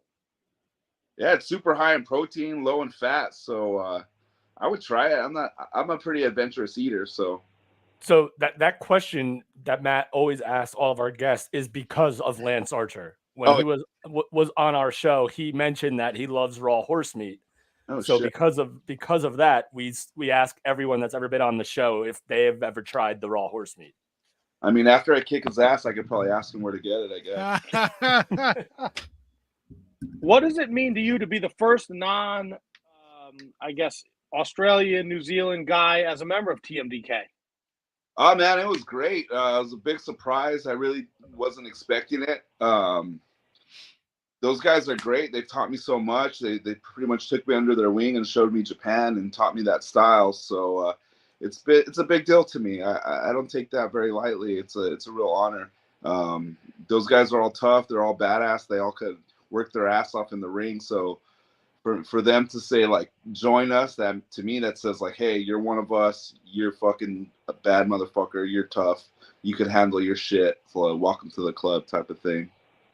So Tito, I kind of got introduced to you because I'm a big Impact Wrestling guy. Okay. So like I kind of got into you when you showed up and you started working that little run with Impact. What was it like working the guys of Impact Wrestling, like the Ace Austin and the Chris Bay and all those guys? What was it like for you in Impact? It was cool. Like I really liked Impact working there. I want to go back if they'd have me. It's really cool because I was like a big ECW guy, and they have a lot of the ECW heads there. So that was super awesome, and they all had great things to say about my work. So that was like, whenever you look up to someone and then they like compliment you, like to me that's like a big thing. To me, I'm like super into that. That pumps me up, makes me know I'm doing the right thing. But I would like to get another run against Ace Austin and Bay. I mean, to me they're really good juniors, but like I'm a heavyweight, bro. Shane's a heavyweight. They might have beat us that night, but I feel like I didn't give it my all. I kind of left some of it back a little bit. Like I wasn't 100%. I felt like if I go back, I'd know how to plan for it, what to look for, and I know exactly what I would do if I got brought back. So kind of a deep question. So if you feel like you didn't give it your all, but you still get the good feedback, how do you take that and how do you process that? It's not like, because I did try really hard, but I felt like I left a little bit in the tank, you know? Yeah. I'm there. I didn't expect, but me, it's like when they see what I did and I did hold a little back and they're saying how great it was, it's like, fuck, if these guys saw what I am actually 100% capable of doing, like, I'm about to blow their fucking mind. Yeah. That's a great outlook, to be honest with you. It's a great way to look at it and to try to bounce back, especially if you don't feel 100% confident in the performance that you gave. It's really profound. Yeah, I could do a lot more than I did there. That's for sure. You mentioned being an ECW guy. I have no fucking power in my house, so this is like I'm like a child lost at the fucking mall right now. So I think I'm yelling. I might not be yelling. I don't fucking know. I'm a disaster over here, Tito. It's a fucking wreck. But I had to be here for this interview. You said you're an ECW guy. Who were your ECW guys? And please don't say any of that ECW WWE bullshit. Zack Ryder, Matt Cardona. We got it. Freaking Van Dam and Jerry Lynn, Mike Awesome and Tanaka. Nice. Tajiri, the Dudleys, like the Dudleys cutting promos and just like not holding anything back and just I mean, you couldn't get away with that nowadays, but back then it was awesome. Taz, I was a big Taz mark. Shit. Even like when they would just bring in guys for a little bit, like the Rey Mysterio Psychosis mini feud, stuff like that, I really loved. Yeah, those were like my main. Sabu was like, watching Sabu, I was like, holy shit, we could do this shit. Like, this is part of wrestling. I've told this story before, but I'll tell it again. When I was like 16 and I found ECW, I worked at a hardware store and I stole like a retractable razor blade and I would try and give myself the Sabu scar on my chest Jesus Christ. because I thought it was the fucking coolest thing ever. I still think it's pretty cool. Yeah. Now on the West Coast, did you ever get to go to an ECW show? They ran out here once, I think, for a heat wave, but I wasn't able to make it. I was like 17 or something. I had no money. I was, in high school still. I didn't have a job. But I would watch a lot of it, like bootleg tapes or like through the tape trading back in the day. I'd watch a lot of shit. Yeah. And then the DVDs started coming out. I just started collecting all those. I still have a bunch of them. I got to ask you about the Misfit shirt because that's a Misfits shirt that you're wearing, right? Yeah. I have not seen them in this new tour that they're doing where they're in like giant arenas because I'm not paying fucking $200 to see the fucking Misfits when I was paying like $6 to go see them at some dirty nightclub down South Jersey. Have you seen the reunited Misfits? I had a chance to go see them at the new stadium in LA. I think Bank of America Stadium. That's where they play like their soccer games. And I took a booking that paid really well, so I had to like sell my ticket, and I wasn't able to go. But in August, Danzig is performing pretty close to my house, and then in July, my sister just messaged me today saying in July that they're playing in Phoenix, and she lives in Phoenix, so I might go check that out. Doesn't that seem like Misfits in a stadium seems so anti what the Misfits were about? Yeah, I mean, because you would see them on these videos or in these pictures, and they're playing like these super small arenas. There's like not even an arena, like a nightclub, basically, or basement. There'd be like 15, 20 people in there. But, I mean, we all got to make some money, you know? No, look, I get it. I can't justify paying like fucking $250 to see the Misfits at Prudential Center. Their set's like 45 minutes long, and then they're done. Oh, no shit. It's short, huh? Yeah. Oh, no, I don't know. I just know all their songs are like 2 minutes, right? Yeah. They're fucking fast. They play We Are with 38 Skulls, 20 Eyes. All right, have a good night. Yeah, some of them a minute 30. Now, how do you feel about Michael Graves' Misfits? There's like a couple good songs. I don't like hate on it, but I also don't like listen to it. Really? I think Famous Monsters is a fantastic album. I just saw Doyle like a couple weeks ago at the Whiskey. That was pretty badass. That sounds fucking badass. It was fucking dope. And I never realized how big he was. Like, I knew he was jacked, but on stage I was like, holy shit, this dude is humongous. You know who else is a big dude? Fucking George Lynch is a freakazoid. Oh yeah. I saw George Lynch live in a very tiny club, and if you don't know who George Lynch is, people, he's the guitar player from Dokken. This is 80s hair metal. He looked like fucking the Wolverine. He looked like Hugh Jackman. He's fucking shredded, and then he fucking tears on the guitar. It's crazy. Yeah. No wonder those guys just be getting laid. Did you ever see any of the Misfits stuff in WCW? Oh yeah, of course. I wasn't like a huge Misfits fan at that time, but like I would see it. I thought it was cool. It was whatever, different, but I wasn't like super into them. I got into them like later on, like in my 20s. Yeah. Yeah, like Jerry Only would actually work matches. Yeah. It was so wild to me. Yeah.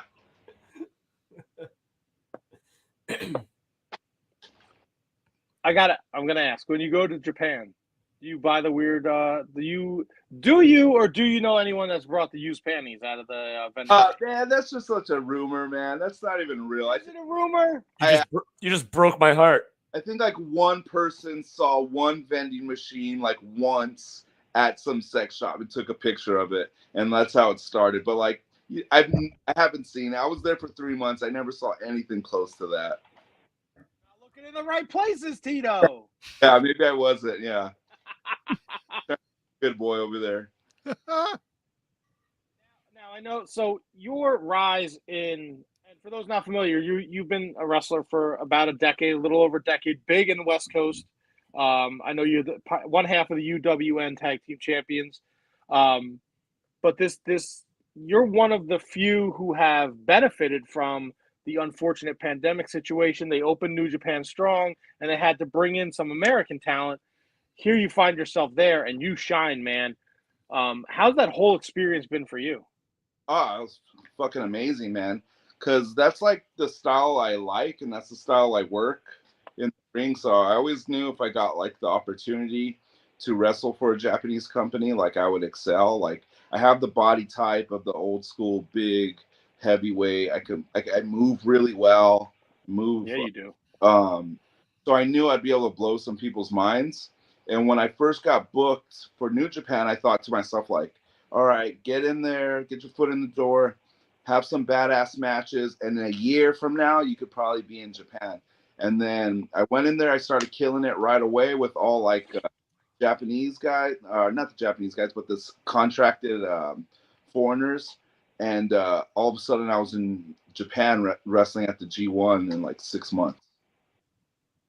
Yeah, it's unbelievable. And as an ECW fan, what did it mean when it comes full circle when you're doing tag matches at the 2300 arena for New Japan? Oh, that was amazing.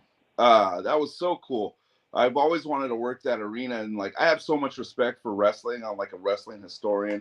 Like I'm really old school, so like wrestling in these like Cork and Hall ECW arena. I'm gonna be in like the TJ Sports Arena in the next month. Like these venues that are like historic in wrestling means a lot. I wrestled in the Cow Palace not too long ago. Like, nice. Yeah, those are huge deals to me.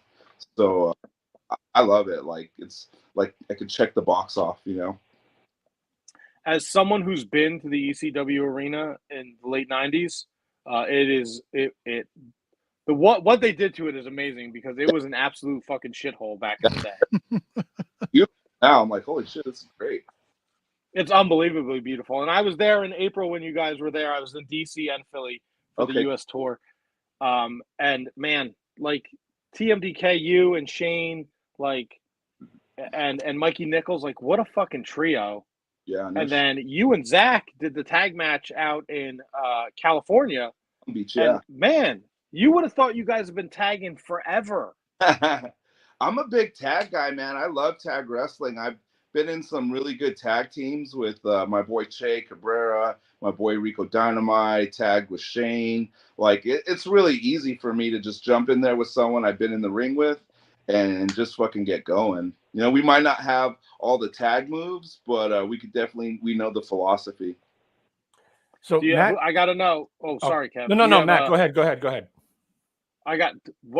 Let's go. I'm putting you on the spot, Tito. Top 5 tag teams for Tito, Bad Dude Tito. Ooh. You doing a top 5? All time. All right, for LOD Steiners right off the bat. I was a big Rockers mark. Like I love Marty Jannetty over Shawn Michaels when he put Shawn Michaels Jannetty through that barbershop window. Like that soul. I'd go them, and then maybe I put the Dudleys in there. Probably maybe I don't know who that 5th one would be. That one's tough. Maybe the Bucks or Motor City. So like, all right, so I love that list, but like today, I know we're talking about your favorite, but like I feel like the Usos got to be in the conversation for the best tag team of all time. FTR is great. Aussie Open is like amazing. Motor City, the Bucks, like a lot of really good tag teams right now. Yeah, there's a lot. And Matt asked you this question earlier about what it means to be in TMDK, but like I just want to know, like, just being alongside these guys that have like this legacy. Like obviously Shane and Mikey were in NXT and in the WWE system, and Zack Sabre is Zack Sabre. Bro, so I was like, I love like technical wrestling, so I'd watch a shit ton of Zack Sabre, and never met him in my life. During the pandemic, I watched so much wrestling. I was watching all this Zack Sabre stuff, and then like my second night in Japan, Jonah was like, "Hey, do you want to go to dinner with Zack Sabre?" And I was like, yeah, let's fucking go." Yeah, like total Mark. Like, yeah, Yeah, I was like, "Fuck, let's do it." So yeah. Oh, but go on. Go ahead. No, but so basically, I just want to get more of like an in-depth interpretation of what you feel. It's like how you feel about working with guys, especially now that you just said that you were such a fan of his.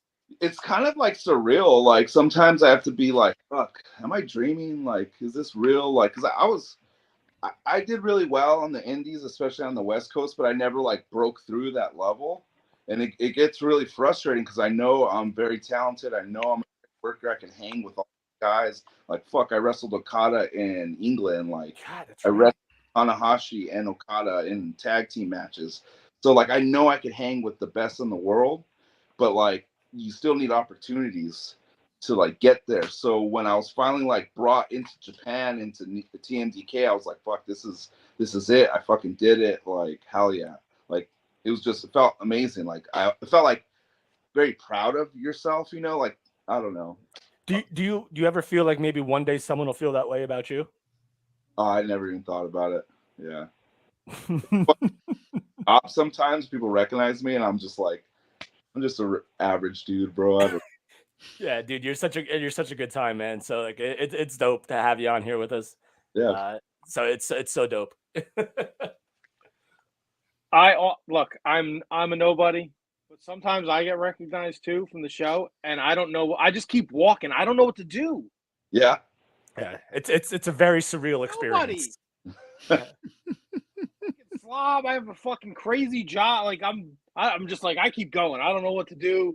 I appreciate it, but I don't know what to do with myself when someone's like, "Aren't you Shining Wizards, Matt?" And I'm like, "Yeah, I'm gonna. Yeah, hey, thanks. I'll see you later." It's like I was in Vegas wrestling not too long ago. I was like just walking through the casino, and like everybody just kept staring at me and staring at me and staring at me. I was like, no big deal. Like people stare at me all the time. But then someone comes up to me and they're like, "Are you famous?" I was like, "Not really." And they're like, everyone keeps looking at you. You're famous. I'm like, "Nah, I'm not really famous. I think I'm just big and jacked, and people just keep looking at me." You're definitely famous to some people, that's for sure. Some Like, people. yeah. No, because I'm the same way. Like, so I on the side, I also do stand-up comedy. And I did a show and I was doing a show in Atlantic City, which also happened to coincide with the wrestling show. And then I saw someone wearing our T-shirt at the show, and it came up to me and and was like wanted to take a picture and shake my hand. I was like, "What? Who the fuck? What the what? Like what?" Right. Like it's like I'm a dude who lives with his dad. I do a podcast out of a basement. Like what the fuck? Like what's going on here right now? So for you, I can't imagine that you don't get recognized way more than that. I think people just kind of look at me and are like, "What's this guy do? Like, what's his story?" You know what I mean?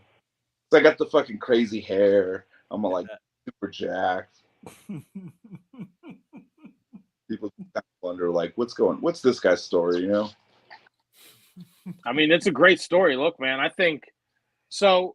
You're going to Japan for the third and for the fourth and the fifth, the New Japan Strong shows over there.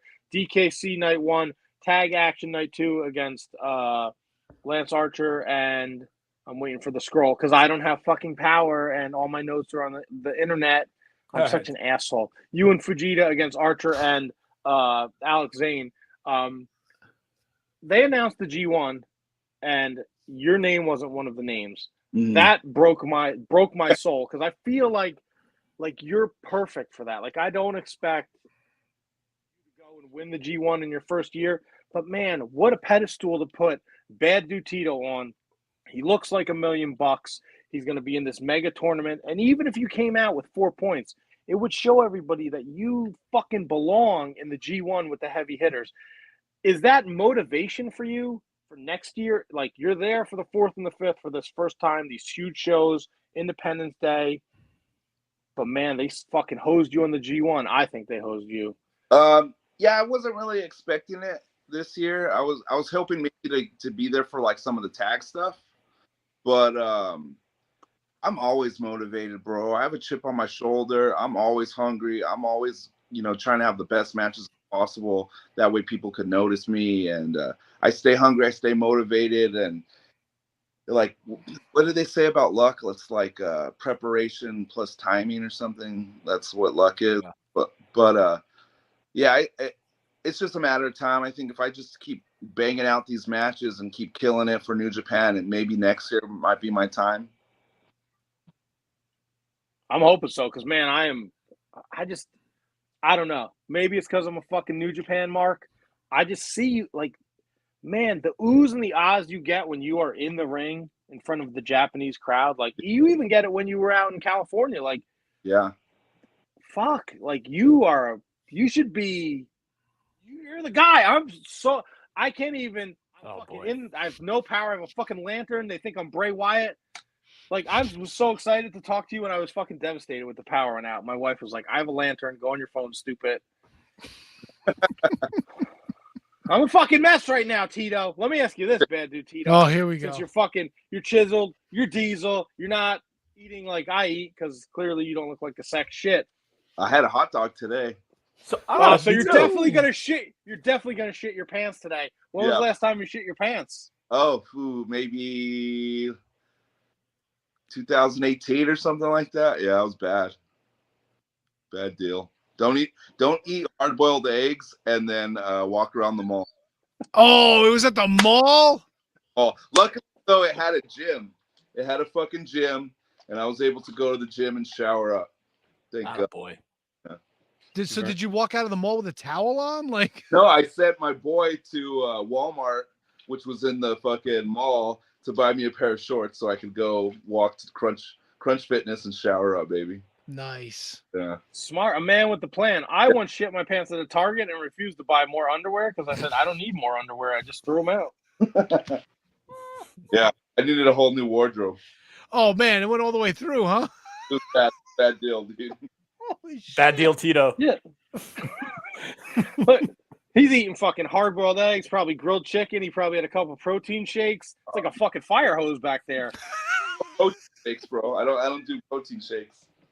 I don't know. Look at me. Do I look like I fucking work out, dude? Come on, give me a little credit. I tried to put egg salad on a bagel yesterday. Not good. Damn, that sounds delicious. It sounds good, but everything falls through the bagel hole. It squirts out when you grab it. Yeah, it was a mess. It was a disaster. It was like shitting your pants, basically. Unbelievable. This poor guy's gonna be like, I can't believe I wasted time on a Monday night. This guy's in the fucking dark with a lantern, like fucking Paul Revere. The worst. Tito, we're a reputable podcast. Trust me, we know what we're doing. Yeah, when I have fucking power. The power literally went off as we were pressing the button to go live. Like literally that second, Matt just dumped out. 12 years, Tito. 12 years. Yeah, 12 years, man. Can you believe it? Does it look 12 years to you? I can't believe it.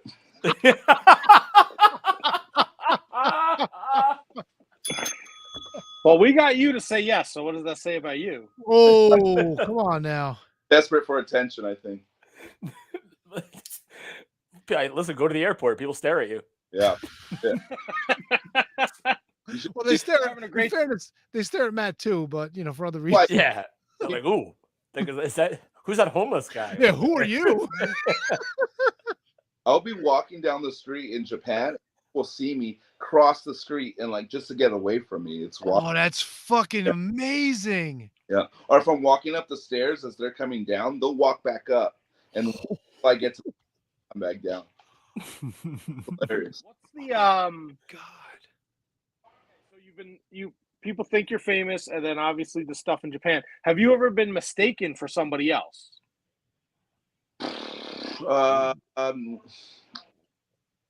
Fuck. There's a fucking wrestler that everyone always let me see if I can guess. Remember his name. But it's like, I'm like, I don't even look like him. The dude's like a cruiserweight or some shit. Like JD McDonough? Than him. Can't remember who it was. It's some jabroni with a beard and long hair. It doesn't even look. What's the weirdest fan interaction? Hey, have you done any of those weird Japanese things where you beat the shit out of the fans that they pay you? No, I haven't. I would though. I'd beat the shit out of some fans. Right, that's like a thing. Like they have the sponsored dinner. You come, you eat, you drink. They want you to chop them and stuff. I did a bunch of sponsored dinners while I was out there. I didn't have to beat up anybody though. I mean, you don't have to, but they want you to. It's like an honor. Oh no shit! Oh fuck! Well, I'll honor them, I guess. Yeah, right. Like it's like that thing when all the Anoki students came in the ring, he just smacked the shit out of them. There was just a fucking line. Yeah, that was cool. Wasn't Fuck. Fale giving out spankings? Like, wasn't that a thing? Yeah, I don't know, maybe. Oh boy. But I would understand. Look, if I did a sponsored dinner and then this is the bad dude Tito's the guy, I'm like, I'm good. Like, I don't need my fucking chest caved in tonight. Oh, I'll leave some welts, that's for sure. If a fan I don't. them, I won't do it. But if they like are insisting, I'll let them have it. I will knock them on their ass. Fuck, I don't know why anyone would ask for that. I have to get consent first, like video consent, and Of then course, yes. I'll rip into them. We might have our next bit, boys. Oh, there it is. People are fucking nuts, man. I swear. Oh, shit. What's the weirdest fan interaction you've had? Weirdest fan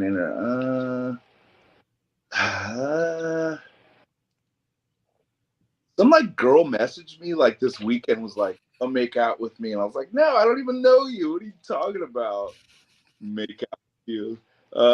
Weird stuff like that. Like, just it gets even more wild. I think people are kind of like intimidated by me and kind of scared, so they kind of stay in their lane. I don't really have too many weird stories, but people like want to buy gear all the time. Ooh. Yeah, that's a weird one. Yeah, that's probably as weird as it gets. I get like if like maybe the boots, like maybe if you're into like the boots, but when you start getting to the like where you're like all sweaty and shit, like I don't want that. the price goes up if it's still sweaty. You make a joke about. I bet you there's people that would pay fucking good money for that, dude. There really is. It's like Oh my god, a bad dude Tito drawers fucking vending machine? Holy shit. Yeah, we're gonna start that. Fuck yeah, dude. Then you can go to as many Misfits shows as you want. Yeah, no shit. I'll be on stage. Miss shit. I know when you come back from Japan, you have the San Diego Pro Wrestling Academy. July 8th, they're doing a show. Tell us a little bit about that venture. So currently I'm 50% owner of San Diego Professional Wrestling Academy. We have about 70 students out there. We just ran a showcase show yesterday. We drew over 100 people for a student show. July 8th is our first like sponsored show. It's going to be out in San Diego in the Barrio Logan area. And we have a pretty big card. Me and Shane Hayes against the Divine Brothers. We got Danny Limelight on the show. Nice. Trying to think off the top of my head. We got Vandergriff, who just graduated from the New Japan Academy here in Los Angeles. It's a pretty big show. I don't think San Diego's seen a show this big for a while, so I'm pretty excited to see what happens. Is it hard for you to go from professional wrestler into teacher mode? Like, do you spend a lot of time with your students? I just started this probably like a month ago, so okay. I haven't really been in the ring too much with them. I've been really mostly focused on the office stuff, but I was able to get in the ring with them last week a little bit. It's pretty easy for me. I just, tell them what works for me, what looks bad, don't do this type of thing. It's a lot harder when they're beginners and you're like teaching them how to roll. Cause to me, it's like, all right, you do a roll. Like, oh, I don't know how. Fuck, you don't know how to roll? Like, it's a roll, bro. Like, I can't. Like, I could teach you how to wrestle. I can't teach you how to roll. But it's different. That's for sure. So when it comes to your goals now, you obviously have to take care of Bad Dude Tito, but being a 50% owner of this wrestling school, does that change the way your future is going to set up? Like now you have two ventures you have to worry about: Bad Dude Tito and San Diego Pro Wrestling School. Oh, definitely. Academy, excuse me. I understand, like, I'm not going to be able to wrestle forever. I probably got another, like, good 10 years. But I still want to be involved in the wrestling business. I've been doing it for so long. I've been doing it for, like, 18 years, So that's, like, the fallback plan after I'm done wrestling. But the goal there is to just make a successful wrestling school, have successful shows and make some stars out of our students and really blow them up and have them hit the scene, maybe get signed. That'd be great. Anyone Is in there, particular? Anyone in particular you want to shout out that has been working out? Cruz. I don't know if you guys know him. He did some stuff with Strong. He's been wrestling some pretty big indie shows. He's a really good guy. Say that name one more time. I'm sorry. Jordan Cruz. Okay. I would say he's definitely one of the standouts there. He's one of our trainers. Who wins in a wrestling match, Bad Dude Tito or Jordan Cruz? I'd beat the shit out of Jordan Cruz. I've done it plenty of times. He knows. Holy shit. But as a fighter, he always comes back. He don't back down. So maybe one day he'll get one on me. Is there a big culture shock for you when you go to Japan? Like when you first started going over there, what was something that kind of caught you off guard that you weren't entirely ready for? I think just that it was like so big, right? Like these buildings are so like skyscrapers. There's so many people walking around. But I've been a big fan of Japan since I was a little kid. I've always wanted to go. So I'd always watch like documentaries and like movies about it. So it wasn't really like a culture shock. I kind of knew what to expect. But being there was like surreal. You know, there's so many people walking around. There's so many lights. It was almost like being in Vegas. You know what I mean?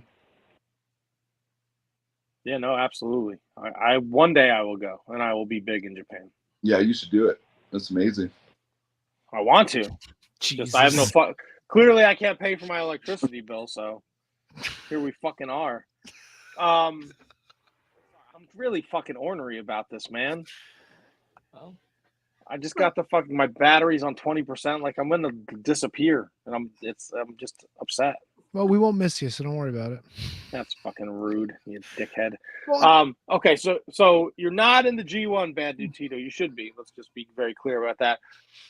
From a fan's perspective, who do you think wins the G1?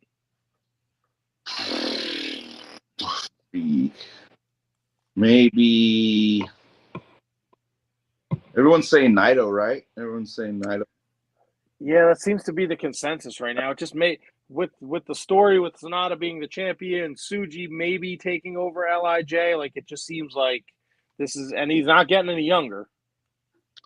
I'll go the wild card. I'll say just Zach. Why not? Zach wins. Back. I'm here for it. I could watch Zack Sabre Jr. wrestle. Even fucking 8. Mikey Nichols too, the Madman. I could see that happening too. Yeah, I'm excited that those guys get the opportunity. Again, I wish you were part of that, but next year, who do I have to talk? Rocky Romero. Let's get on that.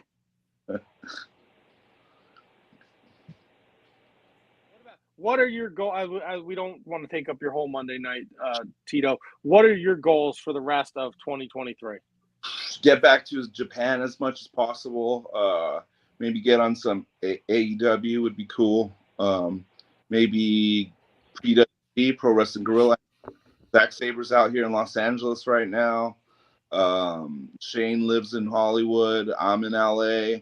So if we could do a trios at PWG, I think that'd be cool.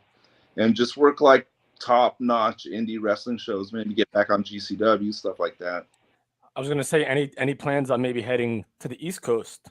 I'm more than willing to. You know, I got boots. I'm willing to travel. So it's up to promoters flying me out. Yeah, makes sense.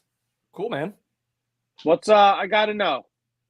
I think there's more to Bad Dude Tito than just the wrestling guy. Obviously, the Misfits T-shirt. What's on the playlist? What's Bad Dude Tito rocking out to? Oh shit, man! I listen to literally everything. Like I was listening to country music on the way home from San Diego yesterday.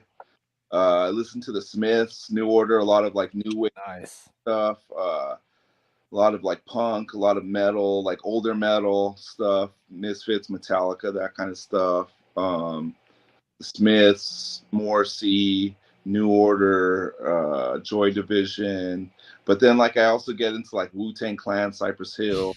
I do some West Coast gangster shit. Pooh Shiesty. Just like is there like a pre-match song that you listen to before you go out there and kick somebody's teeth down the throat?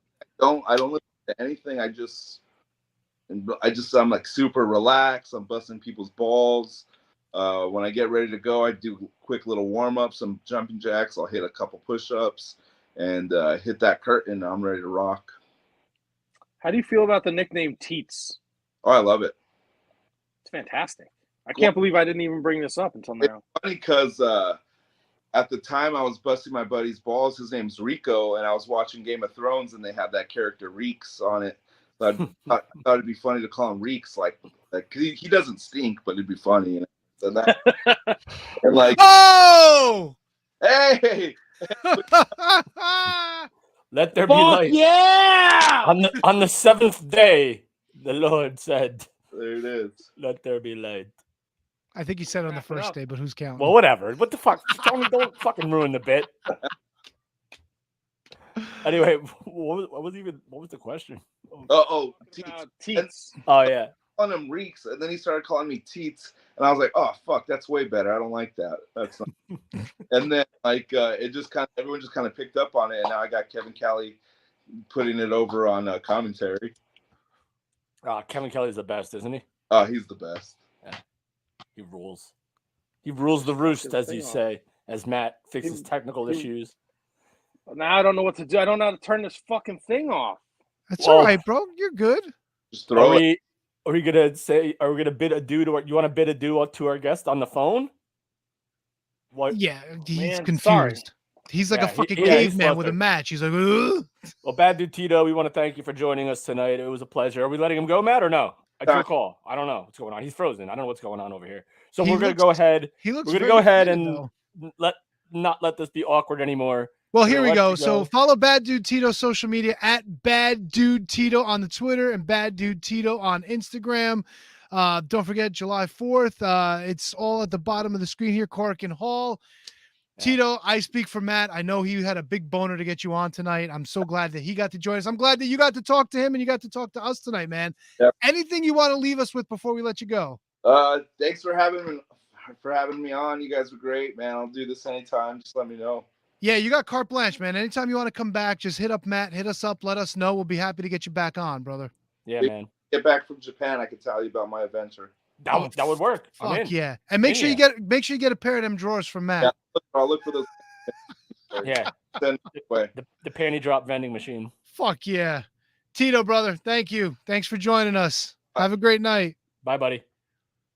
He's so lucky. He sits in with us, and now he's got like his entire evening to go. Or meantime, we're fucking pushing 9 o'clock over here. Yeah, and we're gonna probably go to like 9:45.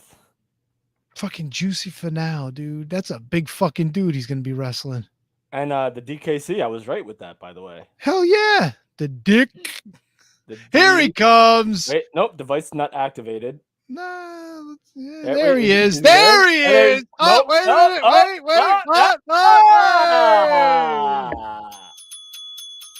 Wait. You had to bid him a farewell. Yeah, we let him go. It was He 37 said, minutes. fuck these unprofessional cocksuckers. Oh, let me send him a message, man. Who had fucking Indian men wishing us a great show. Hey, the Bangladeshi open- men. Come on. And Isn't can't believe Bangladesh and India? Is it? No, it's its own country. Bangladesh is its own country? Isn't it? I Guess mean, as good as mine. How do I turn this? Yes, it's its own country. Jesus, you're confusing me, bro. I don't know. What do I know? I don't know. I don't You went know. to college, didn't you? Yeah, but I didn't. Actually, I did take some. Bangladesh. It's east of India. Oh, I'm sorry. It's I next apologize to. to all the eastern of India people.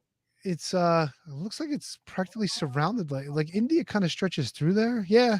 I did think about majoring in international relations, by the way, so I brilliant. should have known that. 'Cause I did take some international relations courses.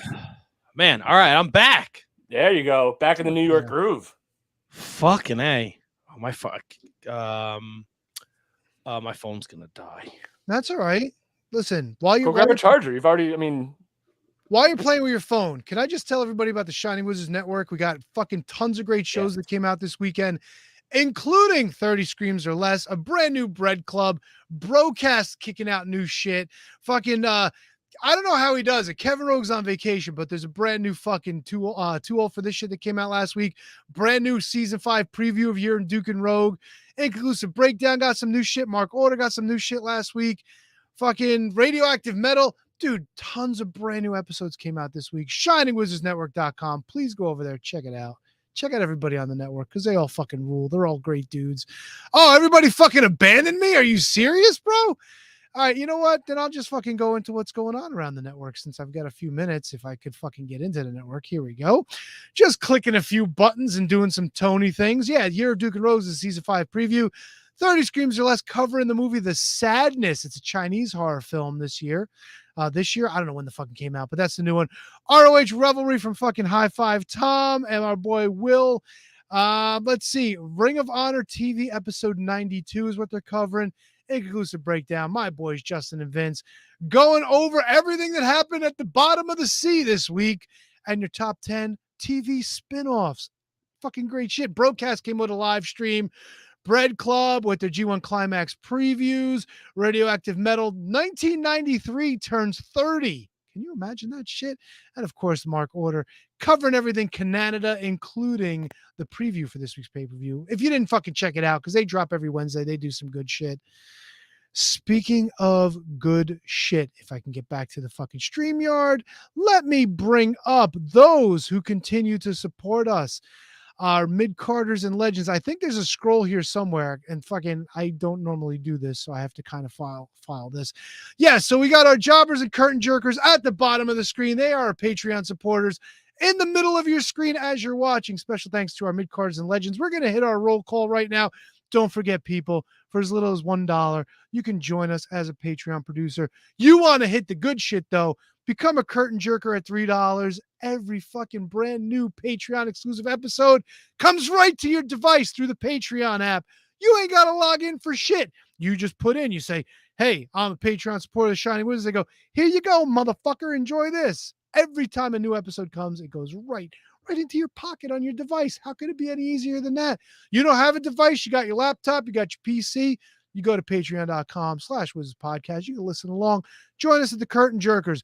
We got all kinds of good shit. I know Matt's been talking that we've been reworking shit, but for $5 a month, we're going to plug your shit. $10 a month, you get put into a drawing. We'll be drawing another person that's going to be involved in the show for the month of July. As you saw earlier, Danny Rusinello joining us because he was last month's winner. This month's winner? Something like that. Anyway, let's get into our roll call of producers. We want to thank Kathy Hummer. She's the queen of the Shining Wizards. Manny Crazzo, he's the king. Danny Rusinello, we mentioned him earlier, at Not Danny Russ. He was our winner for the month of June.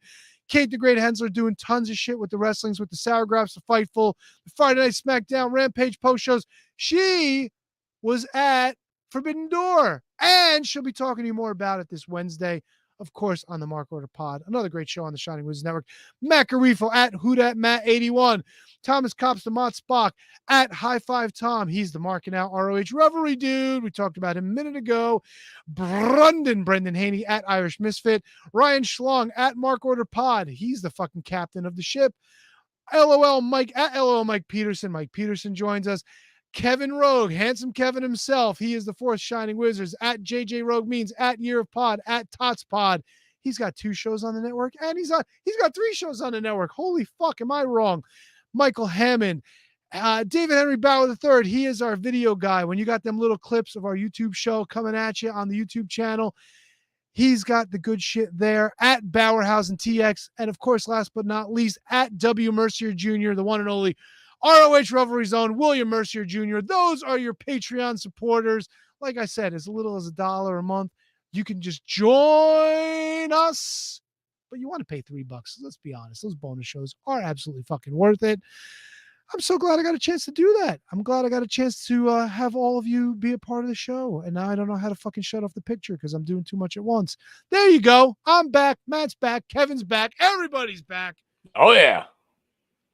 It's nice to see you having some lights on, dude. It's pretty creative. When you first came back, I thought you were out in your car, dude. I really thought you were sitting in the car outside. Who is he, Vinny Pacifico? It's been like this since like 4 o'clock. Crazy fucking thunderstorms. It's like 4 o'clock. Yeah, you've been getting slammed out there. Same here.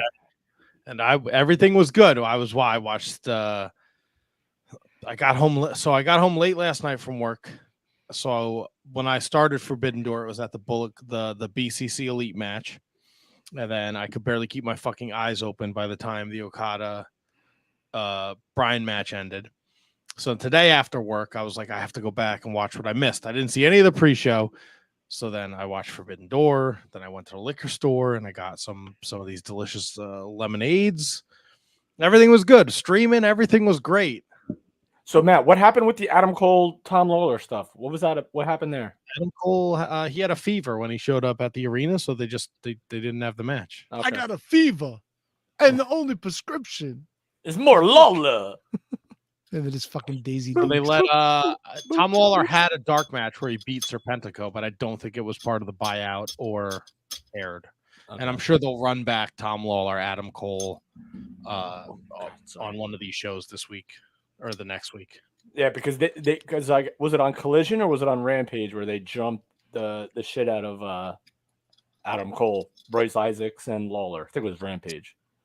Because that's when MJF did his pre-tape interview on the Titantron, and then they beat the shit out of him. I think it was Rampage. Yeah, I didn't. So I had the same problem you had, Kevin. Saturday morning, I went to watch Rampage, and it wasn't on demand yet. And then Collision, I wasn't even gonna fucking try. Scott George says it was on Rampage. So full disclosure, when I watch AEW or when I watch a lot of wrestling, I don't watch it live. I watch it like to kill time at work the next day. So like I always go to like USA's website or Fox's website or TNTdrama.com or TBS.com. And for the longest time, TBS.com and TNT.com or TNTdrama.com, there was an issue with playing the replays of the show until today. Now Kevin got it. What's that? Is that me or you? What? Kevin was cutting out. I couldn't hear him. Is that on my end or Kevin's end? I wasn't cutting out. He like blipped a little bit, but he didn't cut out completely. Okay. Yeah. Good. Anyway, so the Collision didn't become available to me till like today when I took off work and I wanted to watch the pay-per-view. So I'm like, I had to like pick, can I get both of them in? I couldn't fit Collision in, or I couldn't fit Rampage, Collision, and Forbidden Door in. So I had to make the priority Forbidden Door. So I had to watch that. I think that was a wise decision, Kevin. Overall, I thought Forbidden Door was a great show. The only match that I thought was a real stinker was that 6-man with the Jericho. Sex Goods or whatever the fuck they're called. The Suzuki Gods. Yeah, it was not. They right? just didn't. Yeah, they didn't seem like they were even remotely on the same page. See, I didn't think it was that bad. It was bad. But I mean, it wasn't great. Sammy goes for that top rope cutter on Sting, and he fucking completely misses, and Sting falls awkwardly. Like it just seemed like no one. There was a point where I think Suzuki's got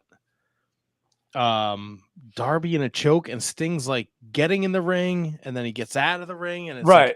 Like it was real. It was just they just seemed like they were all over the fucking place. So there was like a spot in the match where there was like a pinfall where Sting was still in the ring and he didn't even bother to break it up, or it was a submission attempt, and he does go back and like go to the outside, but the inside of me says, all right, he's not a legal part of the match. Go to the outside, but AEW is so loosey-goosey with the rules that why wouldn't you just break anything up that you see while you're in the ring if you can, instead of just going to the outside and being like a good guy. But I don't think it was that bad. It was to me, it was like your typical get-up match. Like I didn't think that like Osprey's like what's it, the Osprey cutter, the Os cutter. I don't think he nailed it that well on Omega either. So like I'm not gonna hold Guevara any less accountable than Osprey, because it didn't look like he hit his either. I mean, he got him, like he locked him, but like but in fairness, Osprey and Omega probably went like fucking 30 minutes before that happened, right? Yeah, probably. I mean, we're talking about Sting and fucking Jericho here. Yeah, but it wasn't. But we're not talking about Sting and Jericho. We're talking about Guevara. Oh, well, fuck him anyway. Yeah, but he also did like a. Now, Matt, do you think Sting was supposed to move and Guevara was supposed to hit the table on that spot? Yes. Dude, I have no fucking clue. Because they brought it up, like they mentioned it. That's the only reason why I asked. And maybe that would have caused the more dissension because Jericho told him to do it. And if Sting moved and Guevara like completely banged himself, that would create the more of the dissension between the two. Yeah, they because I know in the scrum they were interviewing Sting and Jericho showed up and challenged Darby and Sting to a tornado match where it's going to be Sammy and the Painmaker this Wednesday night. So maybe that, him, Jericho, or excuse me, Sting not moving to set up that dissension, like you were saying. Maybe this is the fail-safe. Like, okay, well, that didn't happen, but let's make it the Wednesday night thing now. Yeah. So all right. So I mean, there's always a way out. But either way, it was a cool looking spot. So, and it may not have achieved the goal they wanted, but like you said, there's a fail-safe, and you have a show on Wednesday, you have a show on Friday, you have a show on Saturday. Yeah, a lot of shows to make things better. So, a lot of shows indeed. Overall, though, Forbidden Door killed, man. It was a great show. It was an easy watch. I thought, again, I said when I was in the dark, I thought they did a great job of continuing storylines and working with another promotion where kind of everybody wins. What'd you think of Tony Storm and Willow Nightingale? I mean, it's because I did not. This is full disclosure. This is the one match I did not watch. It was fine. Willow's. Willow. She's always fun, but Tony uses shenanigans to win. And I think the bigger story is that because there was a miscommunication with the people over at Stardom, and they booked a whole show, so there was nobody representing the Stardom / New Japan faction. That Julia wants to wrestle Willow Nightingale for that New Japan Strong title, and it's possible that that it could happen. Julia Hart, you're talking about? No, Julia from Stardom. Okay, she's like she's one of their top ladies. Okay, you should check her out. She's actually really, really fucking good. She challenged Willow, and they think that might happen at this that Strong tour that Bad Dude Tito is going to be on. Nice, I dig it. So I take it Willow's dropping the title. No, because I don't. It doesn't. No. Willow's not even signed to New Japan, right? I don't know what her contract status is, sir. She's the New Japan Strong Women's Champion. Yeah, but that was all a fucking Sasha Banks fucking. Yeah, but it worked. Like people, Willow's good. First of all, she's good. I get it, but she's not under contract, which is, it was a complete audible call. Okay, but is anybody really under fucking contract in 2023? Like, who cares? Yes. No, I'm with Matt on this one. Fucking put the title in a garbage can. Nobody gives a shit. Stop. Yeah, it's a lot more fluid than it used to be. Knock it off, Tony. No, I'm not gonna knock it off. These belts mean something. Damn it. Do they? Yeah. Ask your boy Hook. Ask your boy Orange Cassidy. Pockets. Fuck yeah. Pockets with the fucking cherry pick that win, bro. Fuck him too. Jesus. Tony, he's gonna be the one to beat MJF. No, fucking mark my words. No, he's not. Mark my fucking words. All right, we're marking them. Mark them. I've marked it for Monday, June 26th at 8:52 p.m. Eastern. Tony said Pockets will beat MJF. Yes. Tony, is Julia Matt? Is Julia of Japanese descent, American descent, Australian descent? She's of Japanese descent. Japanese descent. Yeah, she spells it with a G. Gotcha. Yeah, I just see it in the. It's an Italian spelling, by the way. Maybe she's part Italian. Oh, fuck off. Don't fuck off. I know a thing or two about a thing or two, Mr. Bangladesh. Let's see if she's Italian. She could very well be. Japanese professional wrestler. Are we positive it's not Julia? Sorry. Julia is an English-born Italian Japanese professional wrestler. I will eat my hat, T-Donk. My balls. Don't rub it in, Tony. Don't rub it in. He apologized. I know a thing or two about a thing or two. Yeah, she's a talent. You should check her out. She does some good stuff there. She's guys too. The only thing that Tony knows is AEW in Newark. Got a nice shit locker too, right? God, I said she's easy on the eyes. Take it down a level, big guy. Now, shut up. All right, let's see. Tony, I gotta ask. What? Did you watch MLW this week? I had every intention to, and then when you told me about Microman and started just cursing the day he was born, I was like, yeah, I think I might be able to skip it. Although I did make every effort to go watch the title match, and I just didn't get back around to it. So I'm back in on the MLW. I know. I'm trying to get there. I'm trying to join you. but there's always something in the show that makes me like, this is all shit that's been pre-taped, right? Oh yeah.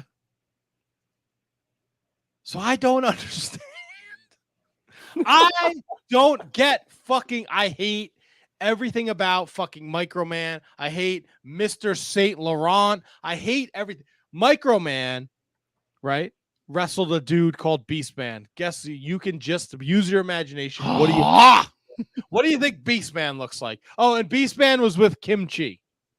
Of course he was. Kamala?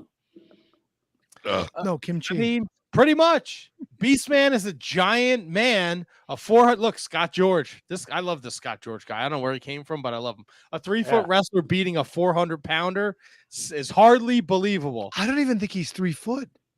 I don't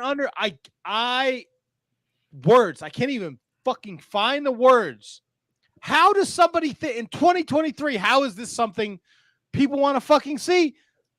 Microman is not selling tickets to MLW. No, nobody wants to see this shit. People love him, dude, and they No, get that. they don't. They want you to think people love him. They If get I that saw him super on Mario. the street, I would kick him in his fucking face. No, you wouldn't.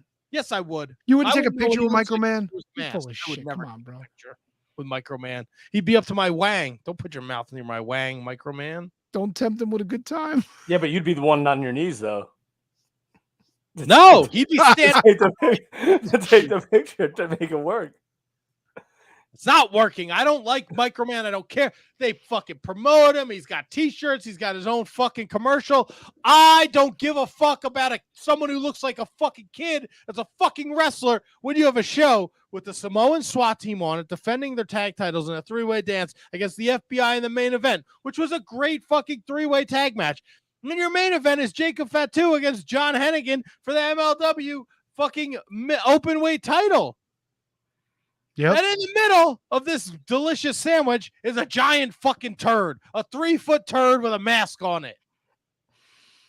3-foot turd. What the fuck is Court Bauer doing? And he can't work either. Let's be honest. No, because he's a fucking midget.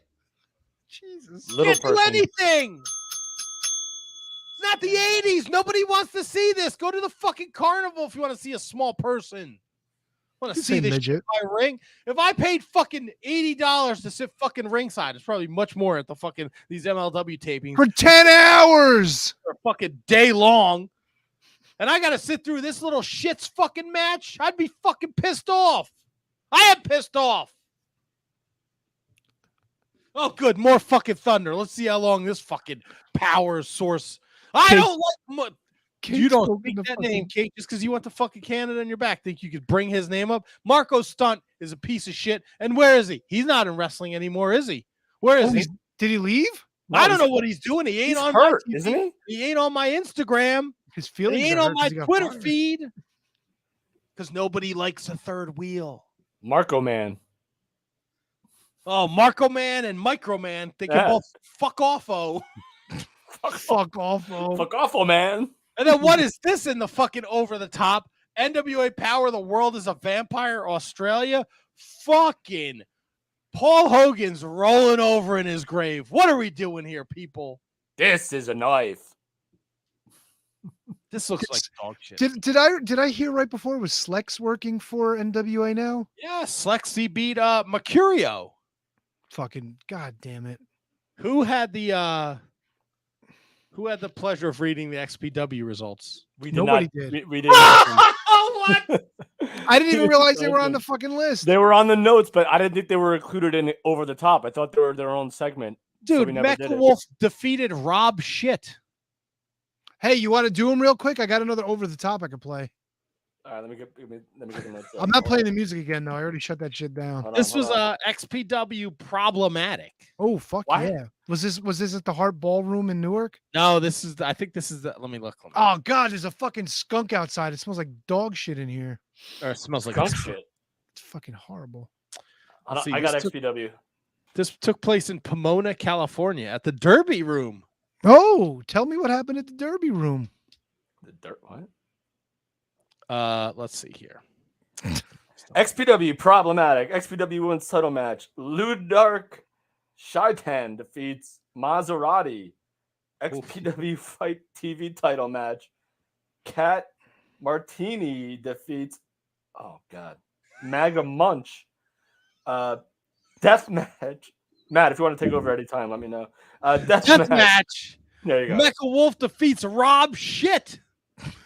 In another death match, Big Joe, I think he's the dude in the diaper who put the thing through his wang. He defeated Judge Joe Dredd by referee's decision. Guess who's in XPW, guys? Tessa Blanchard, and she defeated Becky Haight. Really fucking original names, people. Death match. Oh God, Maga Butcher. He beat Dirty Ron. Not clean Ron, not doesn't put his deodorant on after the shower Ron. Fucking Dirty Ron. Deodorant on Ron. Motherfucker. Dirty The fucking XPW King of the Deathmatch title match, Schlack, defeated Lou Nixon. These are fucking made up names, aren't they? And your XPW World Heavyweight title, Puerto Rican Street Fight, Alex Colon defeated Bestia 666.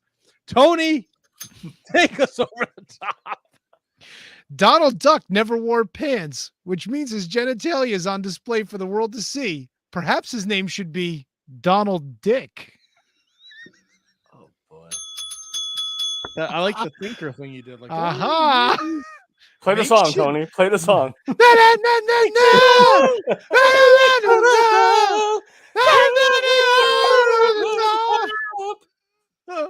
dun, dun. Smart marks. Holy shit. You guys know we have another pay-per-view we got to pick this week, right? Dude, it smells so bad here. Holy shit. Oh, fucking stop licking your upper lip. Yeah, it's the falafels. Oh, you had falafels today? Who, me? No, you're just making that up. We got Money in the Bank from old London, England this weekend, boys. Jolly gold good time. Does Drew McIntyre show up? Is Kieran going to be there? You know what? That's a great question. I'll reach out to my buddy Kieran and find out. How do you feel about Logan Paul entering the Money in the Bank? He can just declare for it. Everybody else has to go for a qualifier match. But Logan Paul's like, let me put down this Prime Energy drink. Y'all got a spot for me? Because he's a heel, motherfucker. I didn't realize he didn't have a qualifying match. He is qualified. He's fucking Logan Paul. No, I don't mind that he's in the match. It's just after calling WWE's executives, he got a special invitation to compete in Money in the Bank. He joins Ricochet, Shinsuke Nakamura, LA Knight, Santos Escobar, Butch, and Damian Priest in the men's ladder match. Money in the Bank taking place this Saturday. You thinking? Yeah, he ain't winning though. You thinking Damian Priest or LA Knight maybe? Got to be LA Knight. Yeah. LA Knight or bust. Yeah. Yeah. It's runner-up would be Damian Priest, but LA Knight or bust. How are you a runner-up in a ladder match? No, I'm saying like if it's not LA Knight, it's Damian Priest, but I'm thinking LA Knight wins it. Right? Yeah. God damn it, Justin. I can't. Well, I don't know. I don't know if I want to put out my pick out there and then maybe I forget it and then nobody tells me. So I'm just going to keep everything to myself. Don't flip me off, you fucker. Two of them for you. Double guns, bitch. In the Pew, North pew. Arlington, stick my foot in your fucking coolie. Pew, pew. I told you take a point. I don't give a shit. Take it from me. Yeah, but no, see, care. Tony, your response wasn't remorseful. Like you were just like, all right, this is how to solve the problem. Yeah, take a fucking let me get it point. over with. You weren't apologetic. Why? Because he's the dummy that forgot? Yeah. Oh, he would do the same. Forgot a he match. would do that for you. No, he didn't. I forgot a match and nobody told me. Remember Drew Gulak? I forgot Drew Gulak. No, when was this? Yeah, when was that? It was last year. Check the fucking numbers. It was a Drew Gulak match I forgot to pick. And you're like, you fucking idiot. You forgot to pick a fucking Drew Gulak match out of all the matches. Yes, it happened to me. I didn't get no simpy. I will have to look. That's a Scott Steiner line, by the way. I'm not an idiot. I know, no simpy. Well, you don't have to look now. No, not but Matt looking now. I'm definitely. looking up I know Matt has something else. 100% done it for me. Yep. More Thunder. Yep. Have you guys ever heard of Incredibly Strange Wrestling? It was a thing back in the late 90s. Yes. Didn't they have a lot of Lego matches? In the late 90s? Like 95? Maybe. ISW sounds completely I don't familiar. know. I think you're thinking of Home Alone inner- probably had a big influence on the Legos and wrestling. I think when you think ISW, I think you're thinking interspecies wrestling. And No. I remember insanely weird wrestling or whatever. Incredibly strange. No, Whatever. Tony, you would definitely. All right. See, I'm telling you, I know this. Incredibly strange wrestling with the such great wrestlers as Cletus the Fetus and the Abortionist. Yes, God, definitely. I've oh, heard of them. God, Yes, oh, 100%. Oh God, no, Ku no, Klux no. Clown. Yes. No. By the way, never No, heard no, back no. from Chronic the Clown. By the way, Oh, this is a real thing, Kevin. No, I don't. Yeah, but why? hardly Chef Boy- racist. Chef Oh, Boy yeah. R.E.? You know why I know this? Vandal Drummond was involved. Vandal Drummond is good friends with the guys that do the Cornette shows and the whatchamacallit, the 605 Super Podcast. Oh, his Yes. current gimmick is Lucky Pierre. El Pollo Diablo, Oh, no. Libido Gigante. That's fucking fantastic. La Chingona? The Lounge Lizard. El Hijo de Manny, Jesus, Juan, Julio, Ernesto Romero, Chico Verde, Chili con Carne Perez. Hey, Jello Biafra was involved with these shows too. Dude, what is incredible? Why? Where? First of all, for some strange reason, I heard about this, Bro. and I was like, I have to look this up. And Bro. now I don't remember where or why. No, I definitely heard of this from Vandal Drummond. Bro, Uncle Nambla versus Little Timmy. Oh God. What the fuck? This Uncle is Nambla, really? Holy shit. I don't. What? All right, why? I don't know how we got here, and I apologize. Bro, Yeah. bro, El Homo Loco and the Poontangler? Oh no. Whoa, wait, the Poontangler was a female wrestler who claimed to have many illegitimate children and fought several paternity suit matches. Poontangler? I'm tapping out, boys. I'm tapping out of this conversation. You guys Why have you fun. you don't like Castle Waif, the ex-love slave? No, you lost me at Ku Klux Clown. I can't believe people paid for this shit. Of course they did. Dude, this is nuts. All right, no, maybe not. This one show that I have the results up for from 1995, 110 people. Well, But this other one had like 600. bro, Macho Sasquatcho. How does Cletus the Fetus and the Abortionist have a double DQ? Well, Aztec Mummy. What a fucking original name. These guys should be in XPW. oh my God, dude, this is the greatest thing ever. Is it? Yeah, it really is. Dude, they're a tag team too. The pro-life, pro-choice connection. Cletus the Fetus and the Abortionist. Notable bands who performed ISW shows: Mike Watt, NoFX, the Super Suckers, the Dickies, Fear, an unfortunate name, the Queers. NoFX and the Super Suckers. Yo, and the Mike Queers Watt? is one of my favorite bands of all time, bro. It's an unfortunate name, bro. Come on. No, but they have a song called "I Can't Stop Farting." Look it up. It's incredible. Oh, you have a problem with ISW, but I can't stop farting from the Queers. Is it okay? It was one of my favorite songs as a teen punk rock kid. It was Holy shit! It was Why would incredible. it still be? The Mad Capsule Markets, the Donnas. I've heard of the All Donnas. right, let's see. Now, look, Tony, what are you looking at? 1995? I'm looking at the ISW entry on Wikipedia.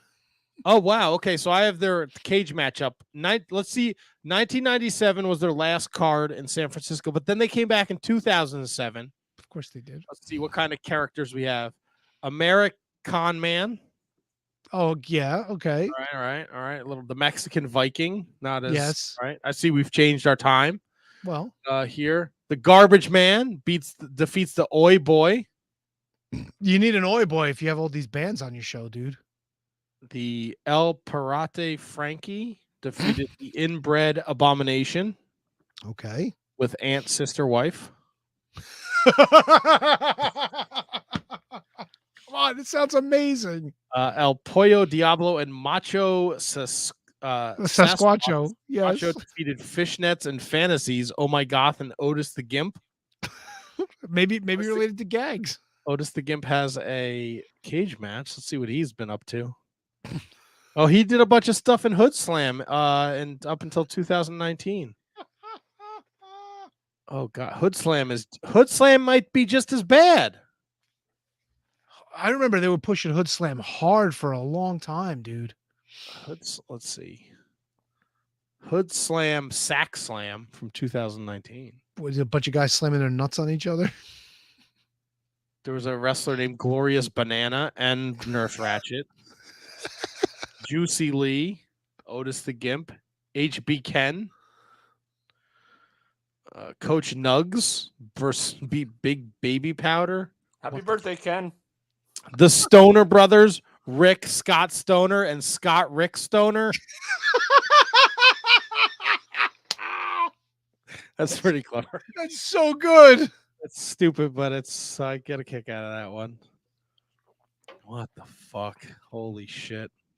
Uncle Nambla have any more matches? No, not in 2020.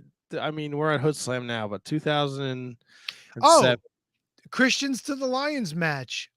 A cross-toting ancient Christian named Jesus Cross fought a man in a lion suit. Well, there you go.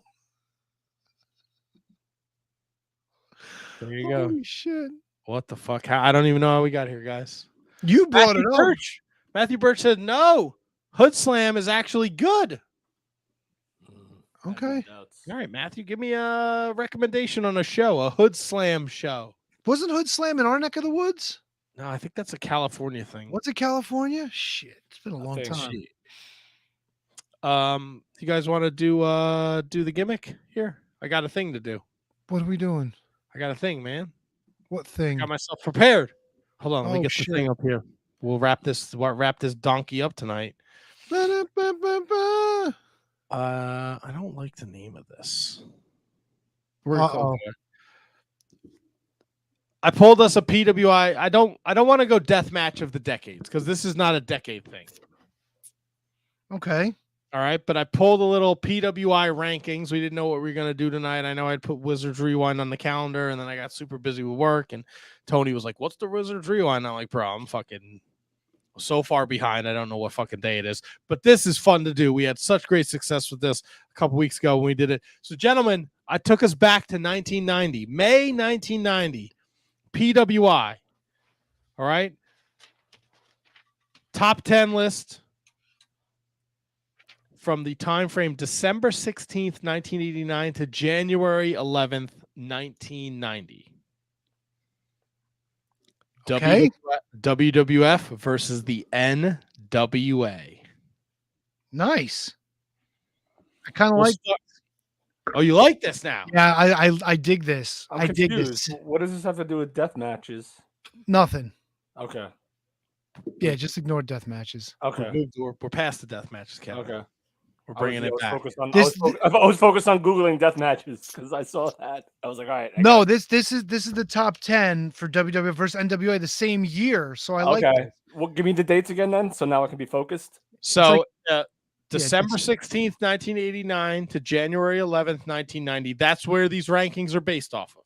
Okay. So it's top like 10 this. plus the world champions, yeah? Yes. Okay. Oh, I love this. Are we starting with the 10s? Are we working our way Yes. up or are we working We're working our way ups. Work our way ups. Excuse Yes. me. All right, who we got? All right. Who do we start with? We're starting number 10. No, but which company? Both. It's WWF. I understand versus- that, but what do we have to guess one company and then the other company, right? No, we're not guessing. We're putting them against each other and we're picking who wins. Oh, okay. You gotcha. were here Copy the that. last You time. Copy forgot the gimmick, right? I mean, that. I totally forgot the gimmick. But All right. anyway, go ahead. it Sorry. was 2 weeks ago, in fairness, Matt. Yeah. All right, come on, number 10. All Let's go. May 1990.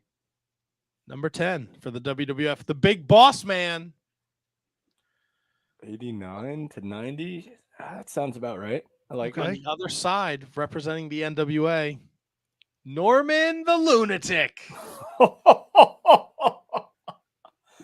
You got to go Big Boss Man. Yeah, Boss Man was in a better spot in 89 than Norman the Lunatic was. And he's in the middle of the fucking Bobby Heenan mother shit right now. This is building up. This is going to No, build. 89, he's still a heel. No, but 90, he wrestled the Boss Man at WrestleMania, didn't he?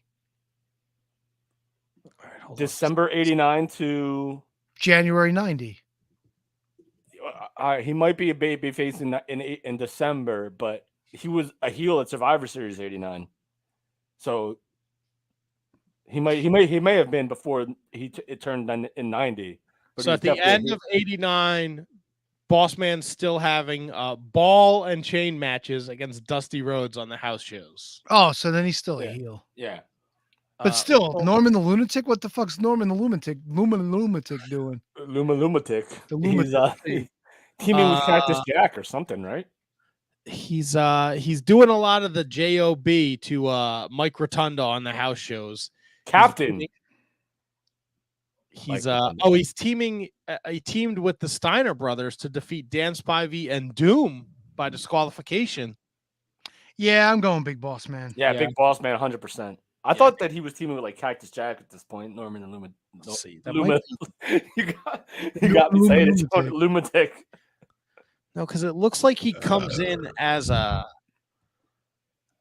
Oh man, could you imagine going to the fucking 1989 Great American Bash tour to see Norman the Lunatic against Steve Casey? Norman the Lunatic. Who the fuck is Steve Casey? Oh, Scott Casey's brother. Scott Casey? No, Steve Casey. It's got to be his brother. It's got to be. He did some stuff in Global. Of course he did. 93. Blonde hair dude?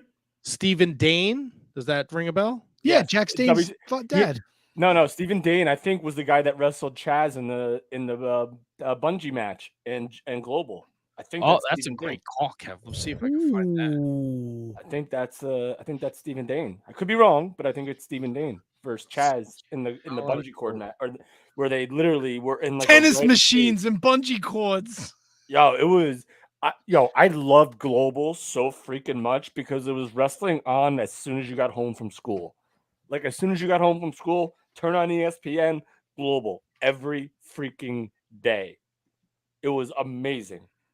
Like, Chaz. You're right, Kevin. Stephen Dane versus Chaz, the bungee cord match, GWF 1992. Dude, that was like the best time of my life. Like, literally watching like Big Billy Busick and Bad News Brown team together. Watching the Patriot and the Dark Patriot, who ended up being Eddie Gilbert. Watching like Buff Bagwell as the masked stranger, not even knowing who the fuck Buff Bagwell was until he went to WCW. Global holds a freaking amazing place in my heart. Like no bullshit. Like, I love Global. Buffy Bags, baby. Yeah. Who we got for number 9, Matt? Number 9 in the WWF was Jake the Snake Roberts. Number 9 in the NWA, Kevin Sullivan. I mean, I gotta go Jake. I mean, was Kevin leading his Legion of Doom at this time? Was Kevin so in '89 I wasn't a big NWA guy, so I don't know where Kevin Sullivan was in his career. So he may have been a bigger, no one's bigger than Jake the Snake, so I'm going Jake the Snake. Jake, WrestleMania 6 was the blindfold match, or was that 7? That wasn't. That was 8. That was 8. No. That was that far away. So what? Blindfold 7? No, it was 7. It was 7. It was 7. He lost to he lost to Undertaker at 7. No, 8. No, it was it. The blindfold match is at WrestleMania 7. Yes. Okay, so what's Jake? Undertaker beats Jimmy Snuka at 7, and what's Jake doing at 6 though? What's Jake got going on? Jake is Jake on? Yeah, but we're not looking at 6. We're looking at December to January. No, I know, but it's going to give me an idea of what he's got coming up. He's feuding with DiBiase on the house shows. Oh, $1 Million Belt stuff.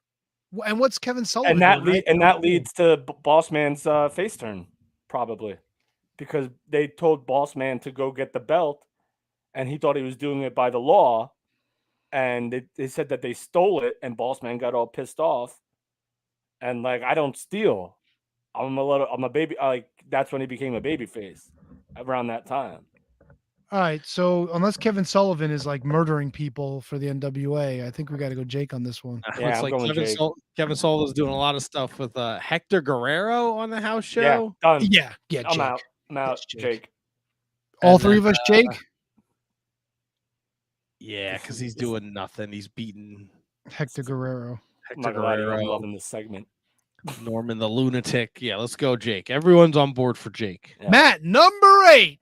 Number 8 in the WWF, you got Dusty Rose Daddy. Opposite in the NWA, Tom Zenk. Dusty. Sorry. Come on, dude. Sorry. Tom Zenk never had any traction in NWA ever. He fucking turned his back on Rick Martel. Fuck that guy. He had so much potential, and I'm sorry that he's gone, and I'm sorry that he had problems, but never. His best run was with Pillman. and that was it. This is that time. But Dusty was Dusty turned dog shit into fucking dog salad. Dusty. Something like that. Yeah, you nailed it. Oh, damn.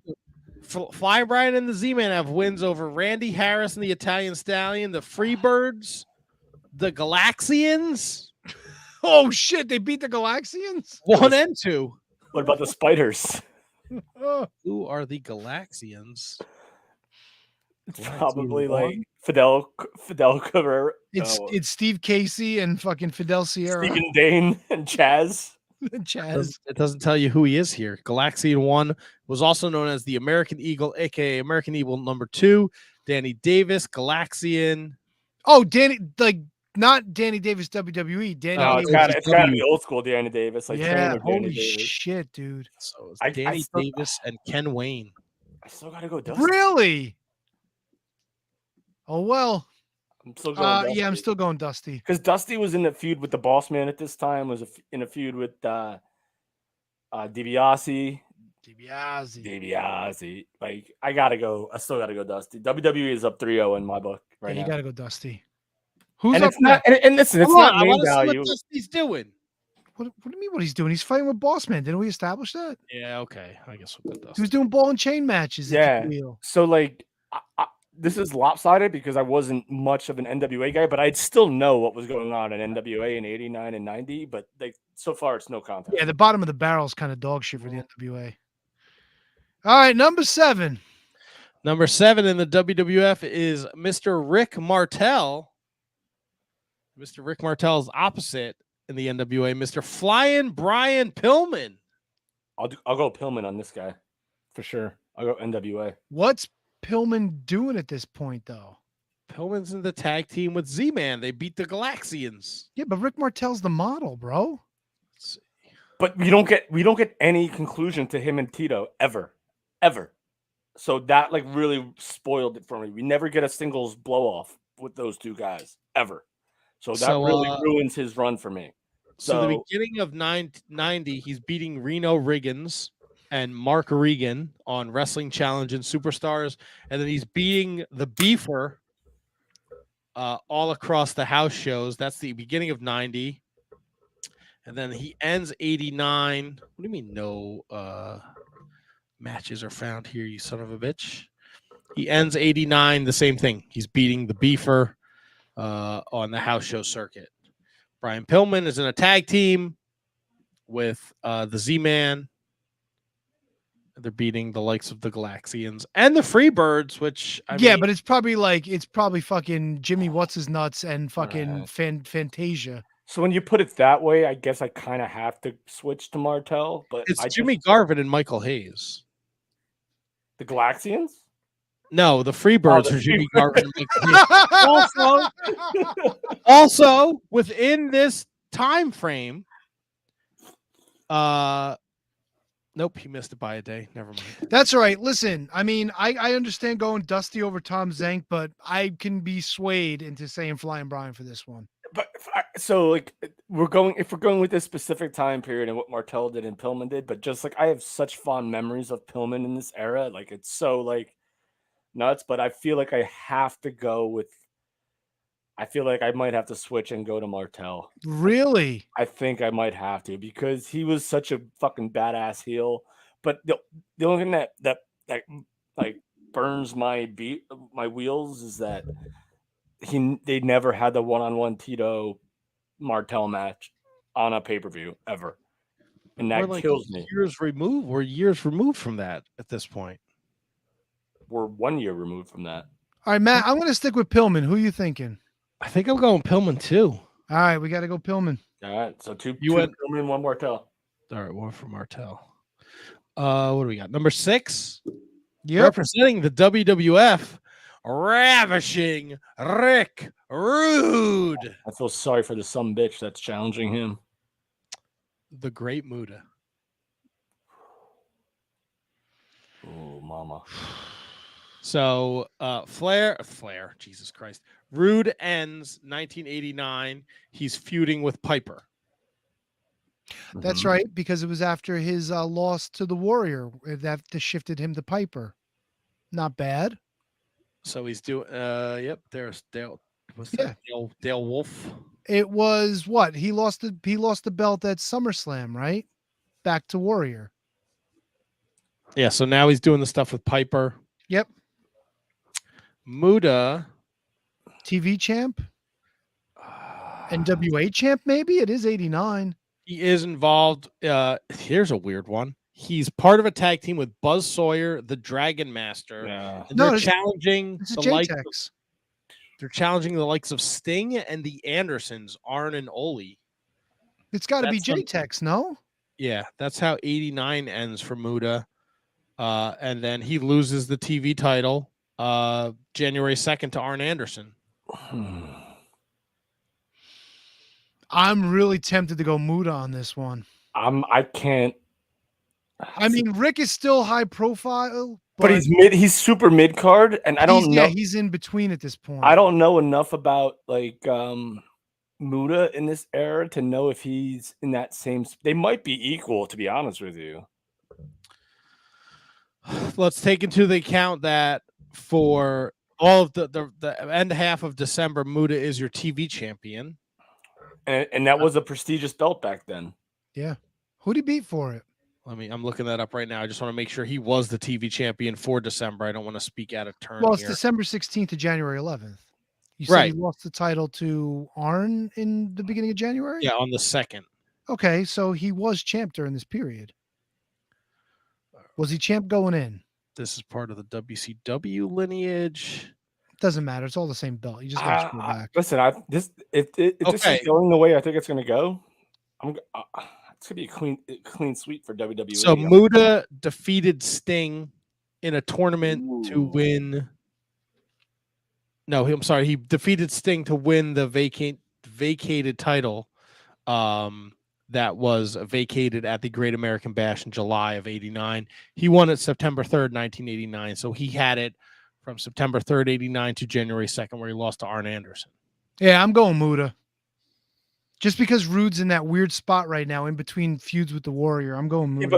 Yeah, but when you feud with Piper, how is that like he's mid? It's definitely a mid card feud, but like it still means something, and he's still like you're like in SummerSlam 1990, he's back in the world title match against Warrior. So yeah, like, but that's yet to come. it's not in the timeline of what we're discussing. I get that, but And this version of this era with Muda feuding with Sting and the Andersons, that's Sting in the Horsemen. yeah. So this is all main event shit for Muda. Okay. Yeah, Alright. I'm going Muda. Yeah, you kind of persuaded me. I'll go Muda too. All right, we got a clean sweep for the Muda. Matt, number 5. Macho Man Randy Savage representing the WWF, excuse me, and in the NWA, Dr. Death Steve Williams. Is Dr. Death teaming with Gordy at this point? Are we in tag team run, Steve Williams? I am pulling that up right now. Just give me one. If we're in like top guy 'Cause- singles run, Steve Williams, I might have to go with him. But Macho was like in Well, '89. Macho he's- King. Yeah, is he the king at this point, or is he? He's definitely the king, 100% the king, because he led the King's Court at Survivor Series '89, and then he does do the. I don't know if this he does on that's after that, but he does do the Zeus match with Hogan and Beefcake, but that's before this, I think. yeah, and Yeah. WrestleMania 6 is where he teamed up with Sherry. Sherry against Dusty So and that's Sapphire. yet to come. So he's not feuding with Dusty yet. So he's like in the same spot as Rude. He's still like could always be put back as a top guy, but he's still mid card. this is going to hinge on what Dr. Death is up to. Yeah, Yes, so Savage this is all about Dr. Death right now. So Savage, the December 16th cutoff date, 4 days before that is the no hold barred steel cage match. He is working Duggan on the house shows Okay. in '89 going into 90. But he had the cage match, the no holds barred Christmas in this period or just before? No, this it's period? right before it. Okay, so Savage is really hot at this point. No, But but he has a win. He has a win over Duggan on Saturday night's main event on January 3rd. Okay. Dr. Death ends Oh, and Scott George makes a good point. Savage was champion beginning part of '89 as well. Yeah, well, he lost at WrestleMania 5, but that wasn't Macho King. No, but I mean that was So not much for Dr. Death at the end of '89. Tag team and singles. No, '90s. It's all single stuff. He's beaten Brody Chase, Rick Fargo, Hacksaw Higgins, Cactus Jack Manson, and the Samoa Savage. No no high profile big time matches. That's it, man. I think we got to go Savage on this one. Yeah, that's a weird placement for him. That's got. I just hated this part of Savage's career where he was like back down in not in the top spots, and then he gets back there in '92. But yeah, it's a long road. Yeah. Next up for the WWF, coming in at number 4, the Hot Scott Roddy Piper. He's opposite in the NWA, Buzz Sawyer. Oh, Piper, don't even. Let's not even talk about this. Yeah, I think we got to go Piper. I can't imagine Buzz Sawyer's doing anything that's gonna fucking shake the world. I mean, Piper's not doing a whole lot either, but like he's it's. What were you saying about Buzz? Buzz is part of that JTEX Corporation. He's feuding with the Four Horsemen. He's in all those 6-man matches with Muda. I mean, Piper's feuding with Rude. Piper's feuding with. I don't even know who else he's feuding with. I think it's just basically Rude at this point. Yeah, you know what? I think Matt swayed me. I think I'm going Buzz Sawyer. Nah, and he goes right into 90. It looks like he might be the first challenger to Arn's TV title. I don't know how much weight you put into that, but he beats Muda, and then he defends the title against Buzz Sawyer on the 9th of January, and he wins by time DQ. frame. I'm still sticking with Piper. I'm going Piper. Matt, who you got? Piper? Buzz Sawyer? Sawyer. Another split. Going Buzz Sawyer. All right. Where you go, Donk? I took Buzz Sawyer. Buzz Sawyer's the win. Hi, Rhiannon. Piper's '89 run was he wasn't on the top tier, but like it was such a good run, and he was so over and he's so great. Like he got the best reactions of anyone. Some might say more better reactions than Hogan, but don't you know? Yeah. Anyway, what's the next one?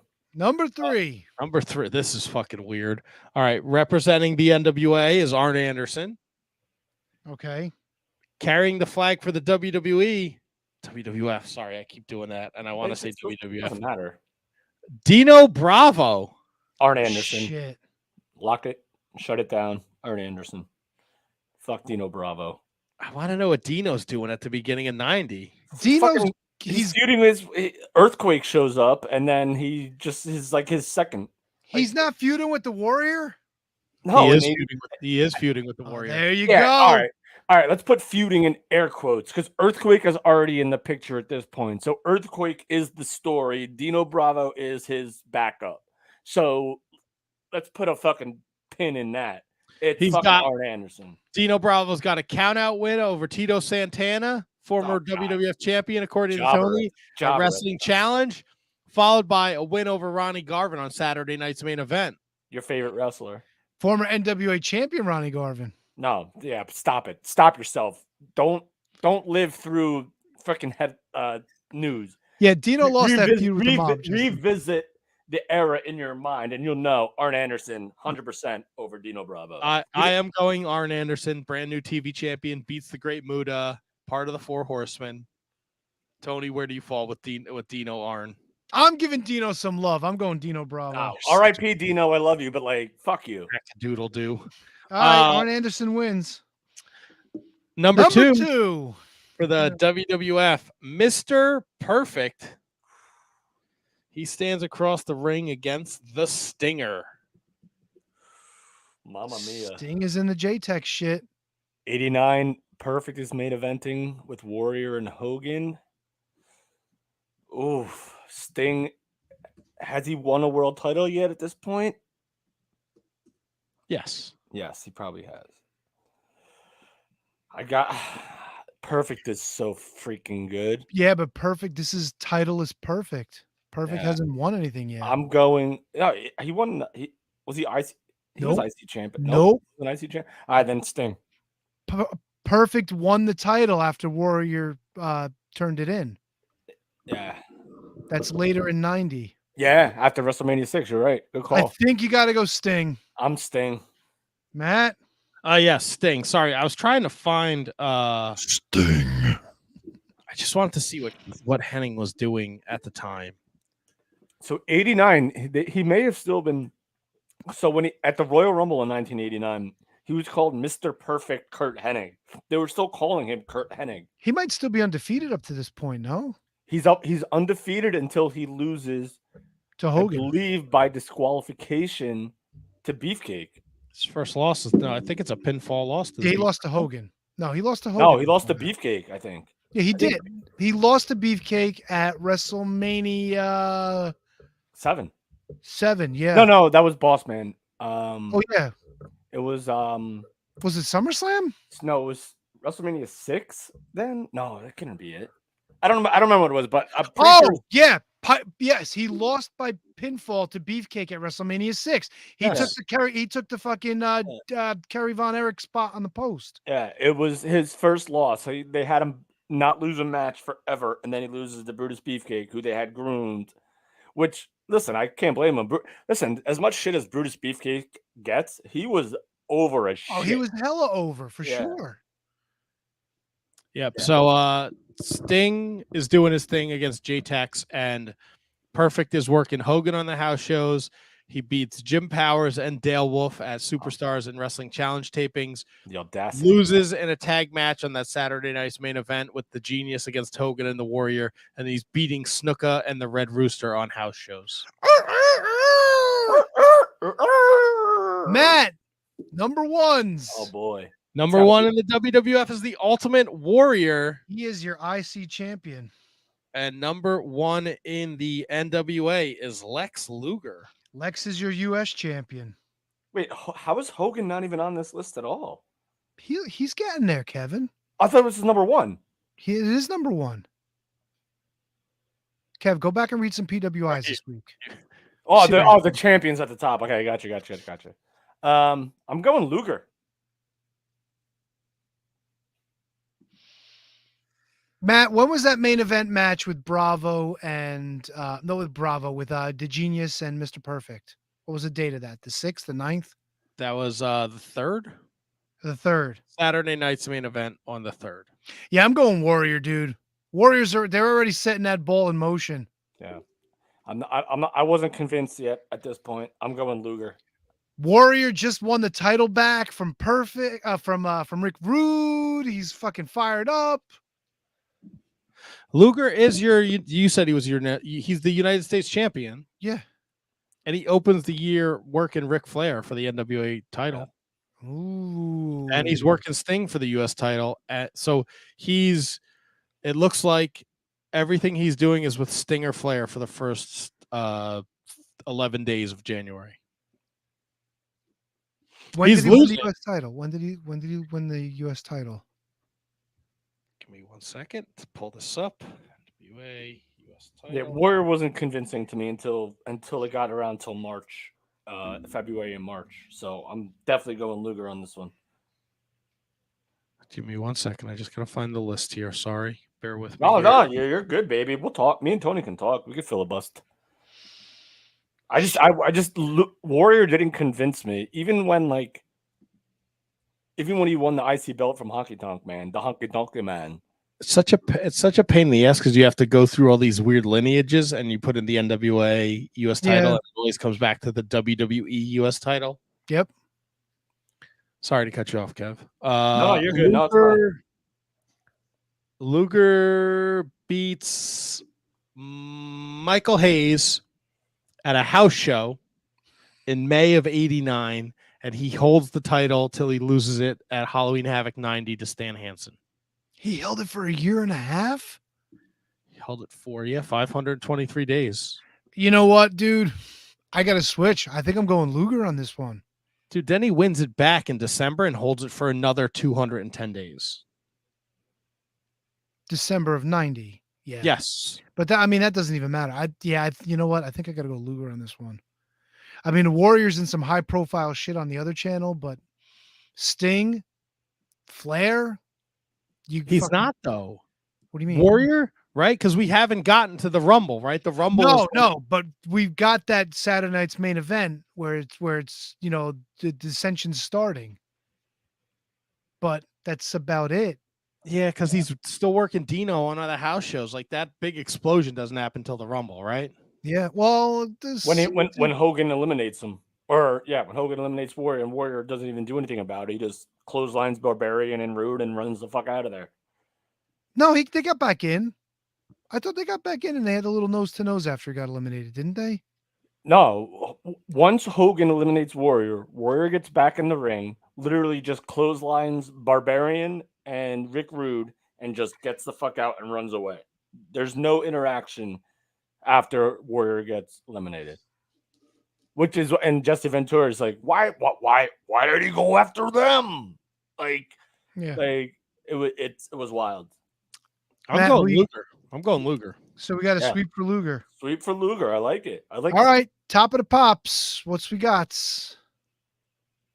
Sorry, let me just put a check there. One. Well, we know who it is. It's Hogan and Flair. It's Hogan and Flair. Mamma mia. So Hogan just won the belt back in April. Who was he feuding with for this entire stretch?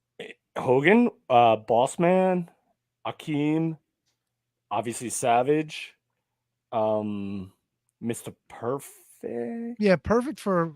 I would think that was kind of coming up. Yeah, The beginning of '90, he's got Perfect on house shows, and then '89 is one. So '89, we know he does the no holds barred match. Yeah, it's got to be a lot of Zeus stuff, but not on house shows. It's not. He's working Perfect on all the house shows. Yeah, because Perfect does the whole smashing of the belt thing. That's got to be in this time. So it was the tag match at SummerSlam. It was the tag match for the No Holds Barred Christmas. Andre's in the tag situation. Yeah, so from December 16th on, he wrestles Perfect. 1, 2, 3, 4, 5, 6. He loses them all by count out. Yeah, protecting Perfect. Yeah. Then he has the match on Saturday night's main event with the Warrior against Perfect and the Genius. Yeah, And he gets a clean pinfall on Perfect at a house show on the 12th. Loses by DQ on the 13th. Oh, that doesn't matter. The 12th. It's outside. Yeah. What's Yeah, let's hear Flair. Yeah, let's hear Flair because this might not be as easy as we think it is. Slick Rick ends '89 by defending his title successfully against Luger. From the 16th to the 30th, he beats Luger 1, 2, 3, 4 times by pinfall, 3 times by DQ. And then heading into not 89. No, what is this, you motherfucker? Then heading into 90. He is still working against Luger. He beats Luger on the 1st. He's part of the Horsemen versus the J-Tex Corp. They run a couple house shows there where he's got wins. Beats Luger again on main event TV taping. Beats him on house shows. Yeah, so Flair's running the table on Luger. I'm not gonna lie to you. In this era, if we're talking about this stretch, as much as I wanted to say Hogan right off the bat with no like doubt in my mind, I'm going Flair. Yeah, I think you got to go Flair. Ah, The run is that much more impressive. We're not talking about the build to WrestleMania yet either. Yeah. Here, you know. yeah. So I'm going. Yeah, I'm 100% going Flair. I think. Yeah, no, I'm with you. I go Flair. Flair for the sweep. Wow. Well, this turned out a little differently than we thought when we first started. Oh, yeah, definitely. I'll give you the recap real quick. We all went number 10. We all went with the big boss man on the WWF side. It was a run for a while. Number 9, we all went Jake Roberts over Kevin Sullivan. Number 8, we all went Dusty Rhodes over Tom Zink. We split 2 for Flying Brian, 1 for Rick Martel. Number 7, we all took Muda as number 6 over Rick Rude.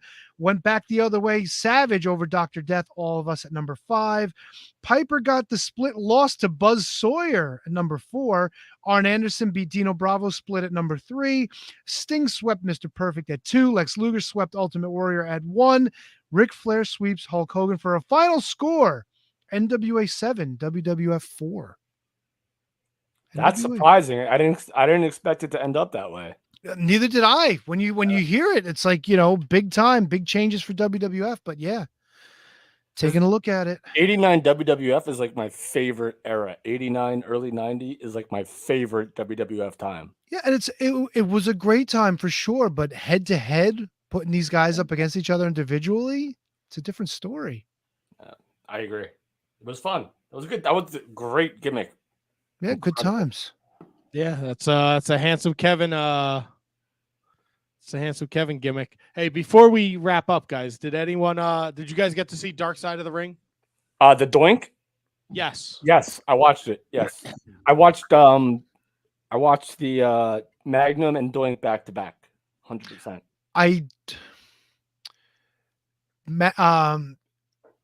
Bourne's second wife with the daughter, like they fucking like, it's weird, man. Like he beat the shit out of her. She fucking stood with him. Then he fucking like he left and he wound up with this other woman. They blame this other woman for him dying. Like some fucked up shit. And we got a PWS feature in there with old Hacksaw Jim Duggan. Oh yeah, when they wanted to shoot. Yep. Yeah.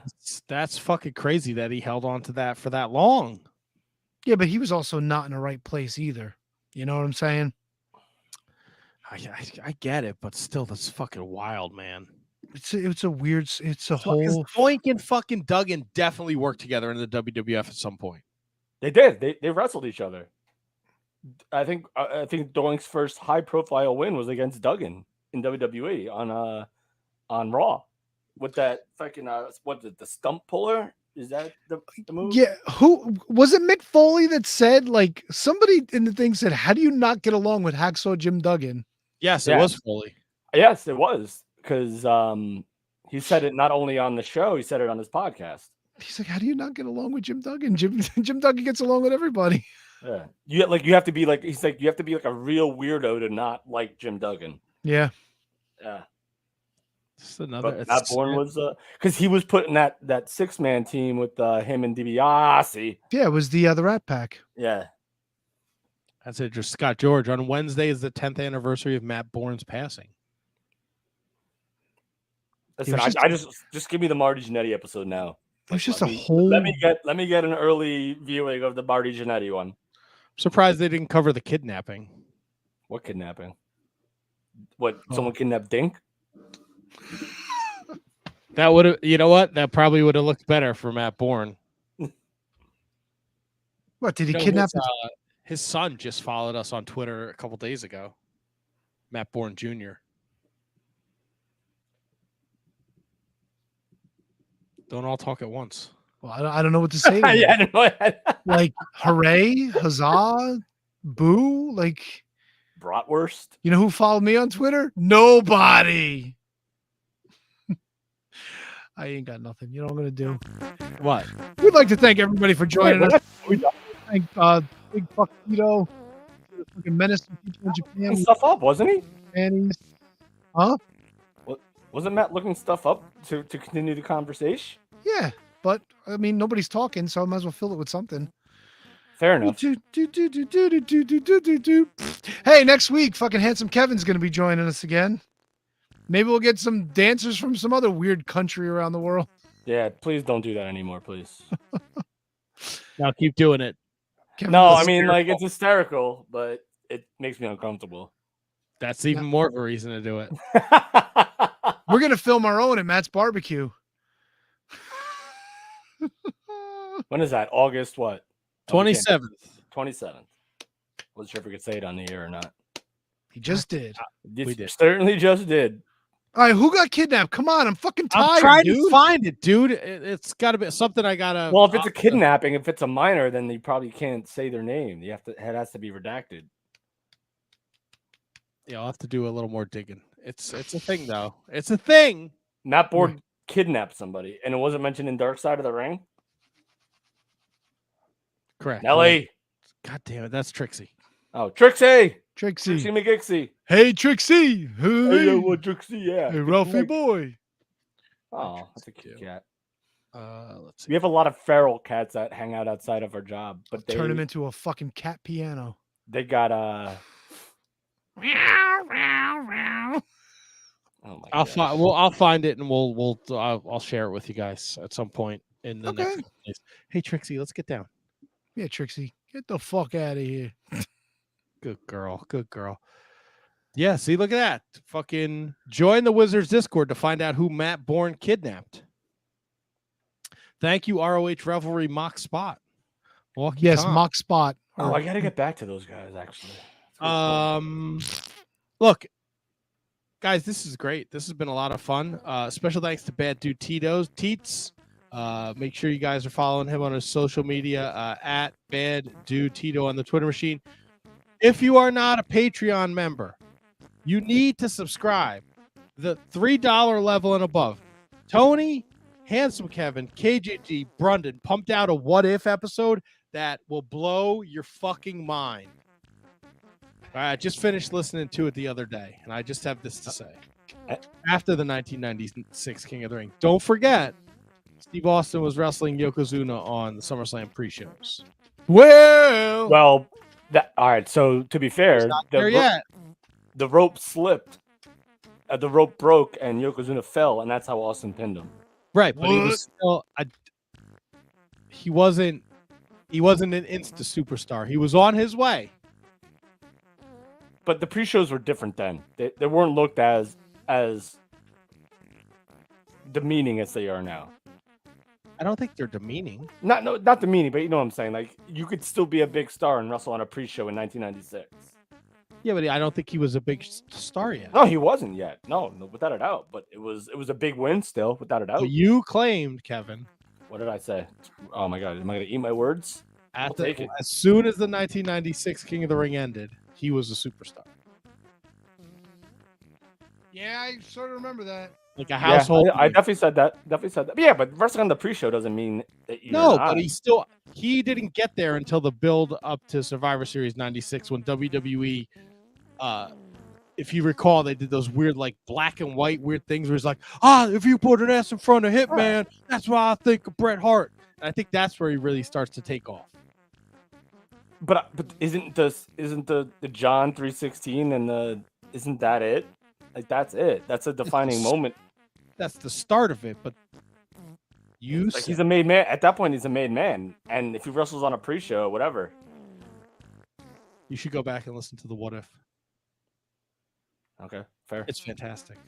I love it. It's fantastic. I was listening last night and I was like, I was gonna text you guys, but then I was like, Forbidden Doors on. I don't want to I don't know if these guys have their phones out. It was a great, unbelievable conversation. You'll never believe who these guys put in the Austin role. And let me tell you something. It fits like a fucking glove. These guys crushed it. Check it out. We'll be back next week. $3. Well, we're back next week on July 3rd. Baby, I'm off on Tuesday, so we're gonna hang. I don't know what we're doing, but we're gonna have a good time. So join us, won't you? Yeah. Good night, Mom. Oh, good night, Diana. Yeah, good night, Diana. Yeah. See you later, everybody.